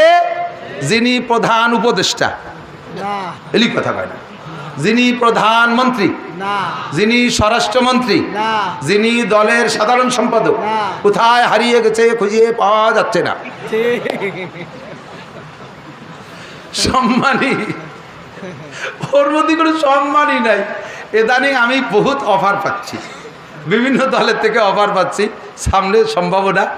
আমি বলছি আমি ওর মধ্যে যাবই না, আমি বিলাং ফায়ার মারতেছি, আমার ভোটারের অভাব নাই, আমি এর চাইতে ভালো কোনো পদের আশা করি না। 10 দিন সুখে থাকবো আর 10 বছর ফলায় বেড়াবো, ওই আকামের মধ্যে আমি যেতে পারবো না। আমি যে জায়গা আছে এই জায়গায় থাকতে চাই। আপনারা কি বলেন, একমত আছেন না? আর ওই যে এমপি মন্ত্রী ওই জায়গায় গেলাম, পরে আপনারা আমার ভাগে পাবেন না, ওই দিয়ে আমার দরকার, আমি এই মার্চও শেখাবো ইনশাআল্লাহ। তো দোস্ত, আল্লাহ কয় ইন্না আকরামাকুম ইনদাল্লাহি আতকাকুম, তোমাদের মধ্যে সবচেয়ে সম্মানী ওই ব্যক্তি যার ভিতরে আল্লাহর ভয় বেশি। যে মুত্তাকিন পরহেজগার বেশি, সে সবচেয়ে সম্মানী। নারীদের মধ্যে খোঁজেন, মহল্লার মহিলাদের মধ্যে খোঁজেন, যেই মহিলাটা দিনদার পরহেজগার পর্দানশীল, দেখবেন অন্য অন্য মহিলারও বাচ্চাটা নিয়ে কয়, আপা আমার বাচ্চাটা কাঁদতেছে, একটু ফু দিয়ে দেন। স্কুলের ভিতরে যে মেয়েটা পর্দানশীল, অন্য মেয়েরা তাকে আলাদা রকম সম্মান করে কি করে না? স্কুলের মধ্যে যে ছেলেটা নামাজি দিনদার, সব ছেলেরা উস্তাদরা পর্যন্ত তাকে একটু ভিন্ন নজরে দেখে। অফিসের মধ্যে যে অফিসার মুত্তাকিন পরহেজগার, অন্য অফিসাররা বিড়ি সিগারেট খাইতে গেল, এই sir sir sir sir sir, দেখেন সম্মান কাকে বলে। আরে কিছুক্ষণের সম্মানের কোনো ভ্যালু আছে নাকি? 5 বছর সম্মান পাইছো, দেশে অনেক কিছু ভিআইপি প্রোটেকশন নিয়ে চলাফেরা করছো, লাস্টে যে কোন জায়গায় সেটি হিসেবে আছে, ওই সম্মানের কোনো দাম নাই। আর যেই সম্মান আব্দুল গফফার সাহেব পেয়েছে, এটা কিয়ামত পর্যন্ত চলবে। যেই সম্মানে আকরাম আলী সাহেব পেয়েছে, এটা চলতেই থাকবে, এ কেড়ে নিতে পারবে না। ইসমাত আলী কাসেমি পাইছে, এ সম্মান চলতেই থাকবে। সরমুনার পিসা পাইছে, তাকওয়ার বদৌলতে। আহমদ শফি সাহেব পাইছে, তাকওয়ার বদৌলতে। নবী রাসূলরা পাইছে, তাকওয়ার বদৌলতে। এই সম্মানটা আপনিও অর্জন করেন, আপনিও যদি মুত্তাকিন হন, আল্লাহর কাছে, দুনিয়ার কাছে, মানুষের কাছে সম্মানী হতে পারবেন। ঠিক। তো আমরা আল্লাহকে ভয় করব তো ভাই, ইনশাআল্লাহ। আল্লাহর ভয় আছে, যেই লোকটার ভিতরে আল্লাহর ভয় আছে, আজকে আমি একটু ট্রাই করব, আমি মুনাজাত করার আগে আশা করি ওই লোকটা উঠবে না। একান্ত প্রয়োজন তো বলেই নিছি, পেশাব পায়খানার প্রস্রাব সমস্যা আসলে 1 আঙ্গুল 2 আঙ্গুল দেখাবেন, মিথ্যে কথা কয় 2 আঙ্গুল দেখাবেন, ডায়রি হতে পারে, আল্লাহ মাফ করুক, বলেন আমি। মিথ্যে কথা কয়ে 1 আঙ্গুল দেয় চলে যাবেন ফাঁকি দিয়ে, ডায়াবেটিস হতে পারে, আল্লাহ হেফাজত করুক, আমিন। অন্য দিক যাবো না, আর কথা বলবো না। যে কোনো সময় বৃষ্টি বাদল এসে বসতে পারে, মেঘে বেশকি মারতেছে। যুবকরা যারা মাদ্রাসার পক্ষে, মসজিদের পক্ষে, মুরব্বীরা, একজন মানুষও নড়বেন না। আমি কালেকশন পারি না, মোটা কালেকশন দিয়ে বেলাইছেন। আমি শুধু একটা কথা বলতে চাই, হ্যাঁ দিক তাকান, দুনিয়ায় বসে আখেরাতের যেটাকে বিশ্বাস করবেন, বোঝে নাই কথা। মজার একটা গল্প, দুনিয়ায় বসে আখেরাত সম্পর্কে বলবো, জান্নাত আছে? কথা কয় না। হুর পাবেন 80, কি বলে, খাদেম পাবেন 80,000, পাবেন না? সুবহানাল্লাহ, হ্যাঁ সুবহানাল্লাহ কইলেন, অত কয়টা দিয়ে কি হবে না, আরো লাগবে। বউ পাবেন 72টা, পিছনে কয়জনের কম পড়ে গেছে না? তোমাকে ভয়তে 8 টাকা লাগে গেছে, যে অনেক হারবাল ওষুধ আছে নাকি এত বউ? কোনো সমস্যা, 72 বউ কম না বেশি? বেশি না কম, সবচেয়ে প্রথম দিন। এরপরে প্রত্যেক মাসে 1000 করে বিয়ে করবেন। আরে সুবহানাল্লাহ, নাই মোটেই বিশ্বাস হচ্ছে না। এ আর আল্লাহর কিরে পাবেন? মিয়ার কি দিয়ে পাবো আমি বুঝে উঠতে পারছি। আল্লাহর কিরে পাবেন যদি জান্নাতি হন? মাসে একটা বউ বাজার মেলবে, ওই বউ বাজারে যাইয়া আপনি শুধু বউ কিনে নিয়ে আসবেন, চাইলে নাও লাগবে না, টাকা তো এখন পাঠাই দিছি। একবার সুবহানাল্লাহ বলছি, বস্তা ভরে টাকা পাঠাই দিছি। একবার আল্লাহ কইছি 4000 টাকা পাঠাই দিছি। একবার লা ইলাহা ইল্লাল্লাহ কইছি 4000 টাকা পাঠাই দিছি। একবার কুলুস সূরা পড়ছি 10 পারা কোরআন শরীফের টাকা পাঠাই দিছি। টাকা সব এখন পাঠাই দিছি, ওই পাশে সব মাল রেডি হয়ে যাচ্ছে। সুবহানাল্লাহ, রেডি আছেন তো ইনশাআল্লাহ? তো যা আখিরাতের যেই জিনিসটা এখন এদিক বলবো, ওইটা যদি বিশ্বাস করেন হুবহু পাবেন। আর ওইটা যদি এখন বিশ্বাস না করে দেখি তো যাইয়ে দেই আছে না না আছে, থাকলি পরে দেখবানি, খালি ভাবেন না। মজার গল্প শুনছেন আমাদের কাছ থেকে, আবারও বলি এসে গেছে। বাহলুলের গল্প শুনছেন না? বাচ্চা হারুন রশিদ, বাচ্চা হারুনুর রশিদও বুজুর্গ বাচ্চা, মুসলিম দেশের বাচ্চা, ওই দেশের কেন্দ্রীয় জামে মসজিদ, রাষ্ট্রীয় মসজিদের ইমাম আর খতিব হওয়ার যোগ্য হতে হবে। যেমন আমাদের বাংলাদেশের জাতীয় মসজিদ কোনটা? বাইতুল মুকাররম, তাই না? এ জায়গায় ইমামকে নিয়ে কত জয় ঝামেলা চলতেছে না? কোনো ঝামেলা থাকবে না যদি শুধু ইনুস মিয়া জুমুন নামাজ পড়াই দেয়। আরে অধিকারও ওনার, উনি ভরাবে, দায়িত্ব ওনার। উনি ভরালি রুহুল আমিন সাহেবটা কেউ আমরা যাই দেবো না। তো মুসলিম বাচ্চা হারুনুর রশিদ জাতীয় মসজিদের ইমাম ও খতিব, বহুত বড় বুজুর্গ, বড় আলেম। তৎকালীন এক পাগলের নাম বাহলুলে, বাহলুলও বড় আলেম, কিন্তু আল্লাহর পাগলে এর ধ্যান হয়ে গেছে। ভোরবেলা সকালবেলা ফজরের নামাজ পড়িয়া, ইশরাকের নামাজ পড়িয়া বাচ্চা হারুনুর রশিদ আর তার স্ত্রী জুবাইদা দুইজনে ওই বিকেল সকালবেলা একটু হাঁটতে বেরোইছেন। হাঁটতে হাঁটতে নদীর পাড়ে গেছে, চরের উপরে যেয়ে দেখে ওই বাহলুল পাগল বসা আঙ্গুল দিয়ে এরকম এরকম নাড়াচাড়া করতেছে। তো উনি যে সালাম দিয়ে কয়, ইয়া বাহলুল মা তসনা, বাহলুল কি করো? বাহলুল সালামের উত্তর দিয়ে কয়, আমি আসনা কসরাম মিনাল জান্নাহ, আমি জান্নাতের বালাখানা বানাচ্ছি। সুবহানাল্লাহ, বালির মধ্যে আঙ্গুল ঘুরাই ঘুরাইয়ে বালাখানা বানাচ্ছে, পাগলের যা কাজ। তো বালাখানা বানাই কি এর কয় বেশি, জান্নাতের বালাখানা তুই এইরকম বানাও আর এই এবার বেচো। আছে বালাখানা আপাতত? আছে, ব্যস্ত। কত নিবা? কয় যে এক বালাখানা 1 পয়সা। বাচ্চা হারুনুর রশিদ মনে করছে ও পাগল মানুষ, ওর হয়তো একটা পয়সার দরকার নাকি, তাই তুই এমনি নিলি নে, 1 পয়সায় বালাখানা বিক্রি। তুই বালাখানা চেন? জান্নাতের বালাখানা লাবিনা তুমিন ফিদ্দা লাবিনা তুমিন জাহাব, একটা ইট স্বর্ণের একটা ইট রূপোয় দিয়ে বানানো, মেশকর জাফরানের গাঁথনি। তুই সেই বালাখানা 1 পয়সায় বেচিস? আপনার বিশ্বাস নাহলে বাদ দেন, আপনার বিশ্বাস নাহলে বাদ দেন, আমার কিনা লাগবে না। বাচ্চা হারুনুর রশিদ মানে বিশ্বাস ওখান না হোক, ওটাকে তাচ্ছিল্য ভরে স্ত্রী বলছে চলো। তো স্ত্রী জুবাইদা বলতেছে, মনে মনে ভাবছেন আল্লাহর পাগল কি কইল, তার 1 পয়সার দরকার হতেও পারে। ওনার ভ্যানিটি ব্যাগের থেকে 1 পয়সা দিয়েছে, কয়তো আমার একটা দাও জান্নাত। 1 পয়সা দিয়ে উনি জান্নাতেরটা কিনছে, চলে গেছে, ঘুরিয়ে ঘিরিয়ে চলে গেছে। পরের রাত্রে ঘুমাইছে, স্বপ্নে দেখে বাচ্চা হারুনুর রশিদ দুনিয়া কিয়ামতে ধ্বংস হয়ে গেছে, হাসরে মাঠ কায়েম হয়েছে, হিসাব নিকাশ কমপ্লিট, উনি হিসাবে কামিয়াব হয়ে গেছে, উনি ওনার স্ত্রী জান্নাতি হয়ে গেছেন। সুবহানাল্লাহ, জান্নাতেও গিয়েছেন, যার যার অবস্থানে সেই আছে। তো উনি জান্নাতের ভিতরে দিয়ে একটা কলোনির মধ্যে হাঁটতেছেন, যে দেখেই জান্নাতের এই দিকটা একটু হেঁটে দেখে আসে। হাঁটতে হাঁটতে কদ্দূর যে দেখে দূর থেকে একটা বালাখানার থেকে লাইট আসতেছে, বিরাট একটা বিল্ডিং।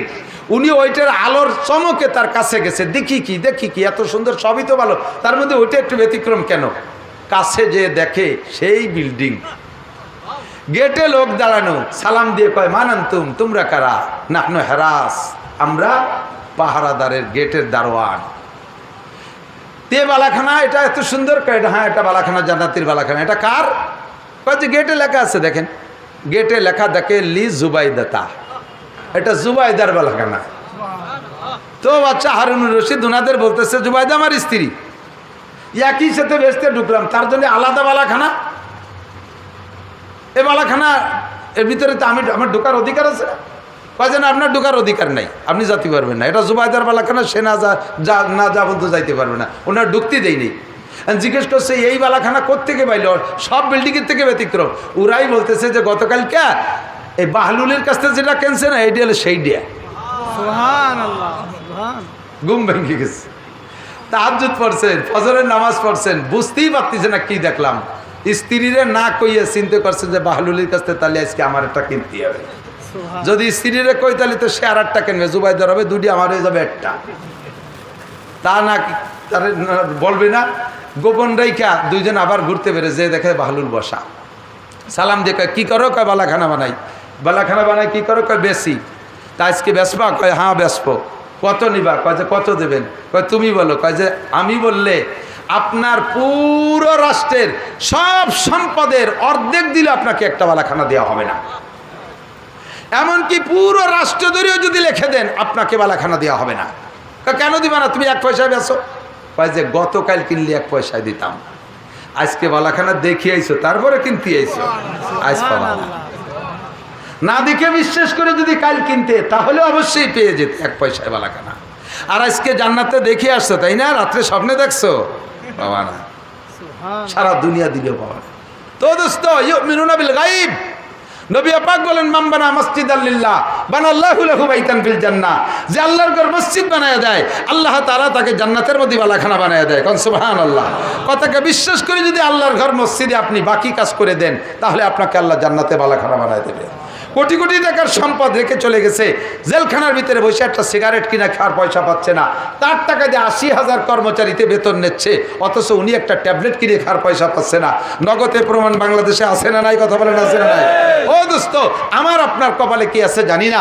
আল্লাহর ঘর মসজিদ, আমি নামাজ পড়িতে হয় কি হয় না তাও জানি না। আমার নামাজ কেমন হচ্ছে আল্লাহই ভালো জানে।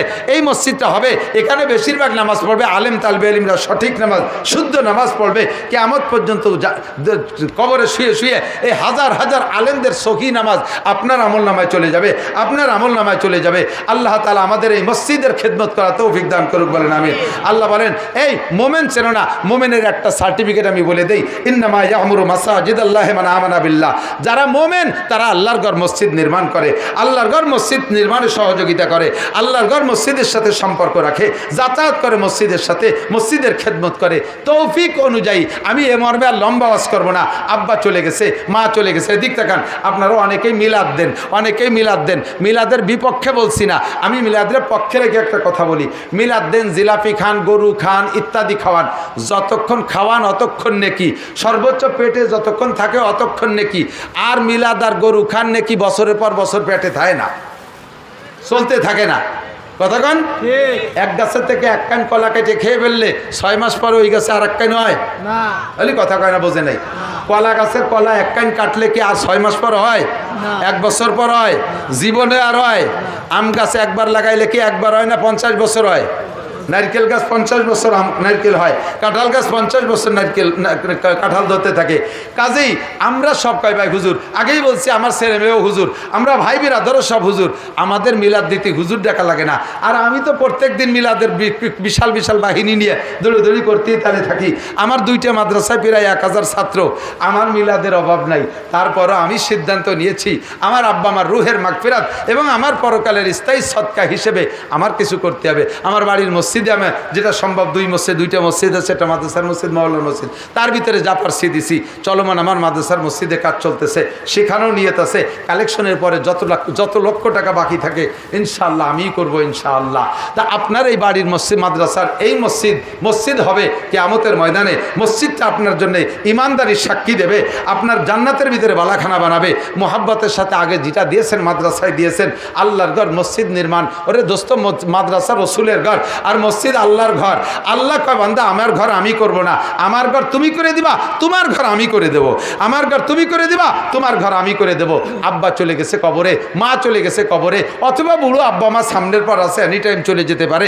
যুবক কর্মঠ ছেলেরা আসো, যুবকরা আল্লাহর ঘর মসজিদের খেদমতের জন্য মোহাব্বতের সাথে কোনো এক বান্দা কি বলবেন, আগে যা দেশেন সেটা মাদ্রাসায়, আল্লাহর ঘর মসজিদের বাকি কাজটা হবে।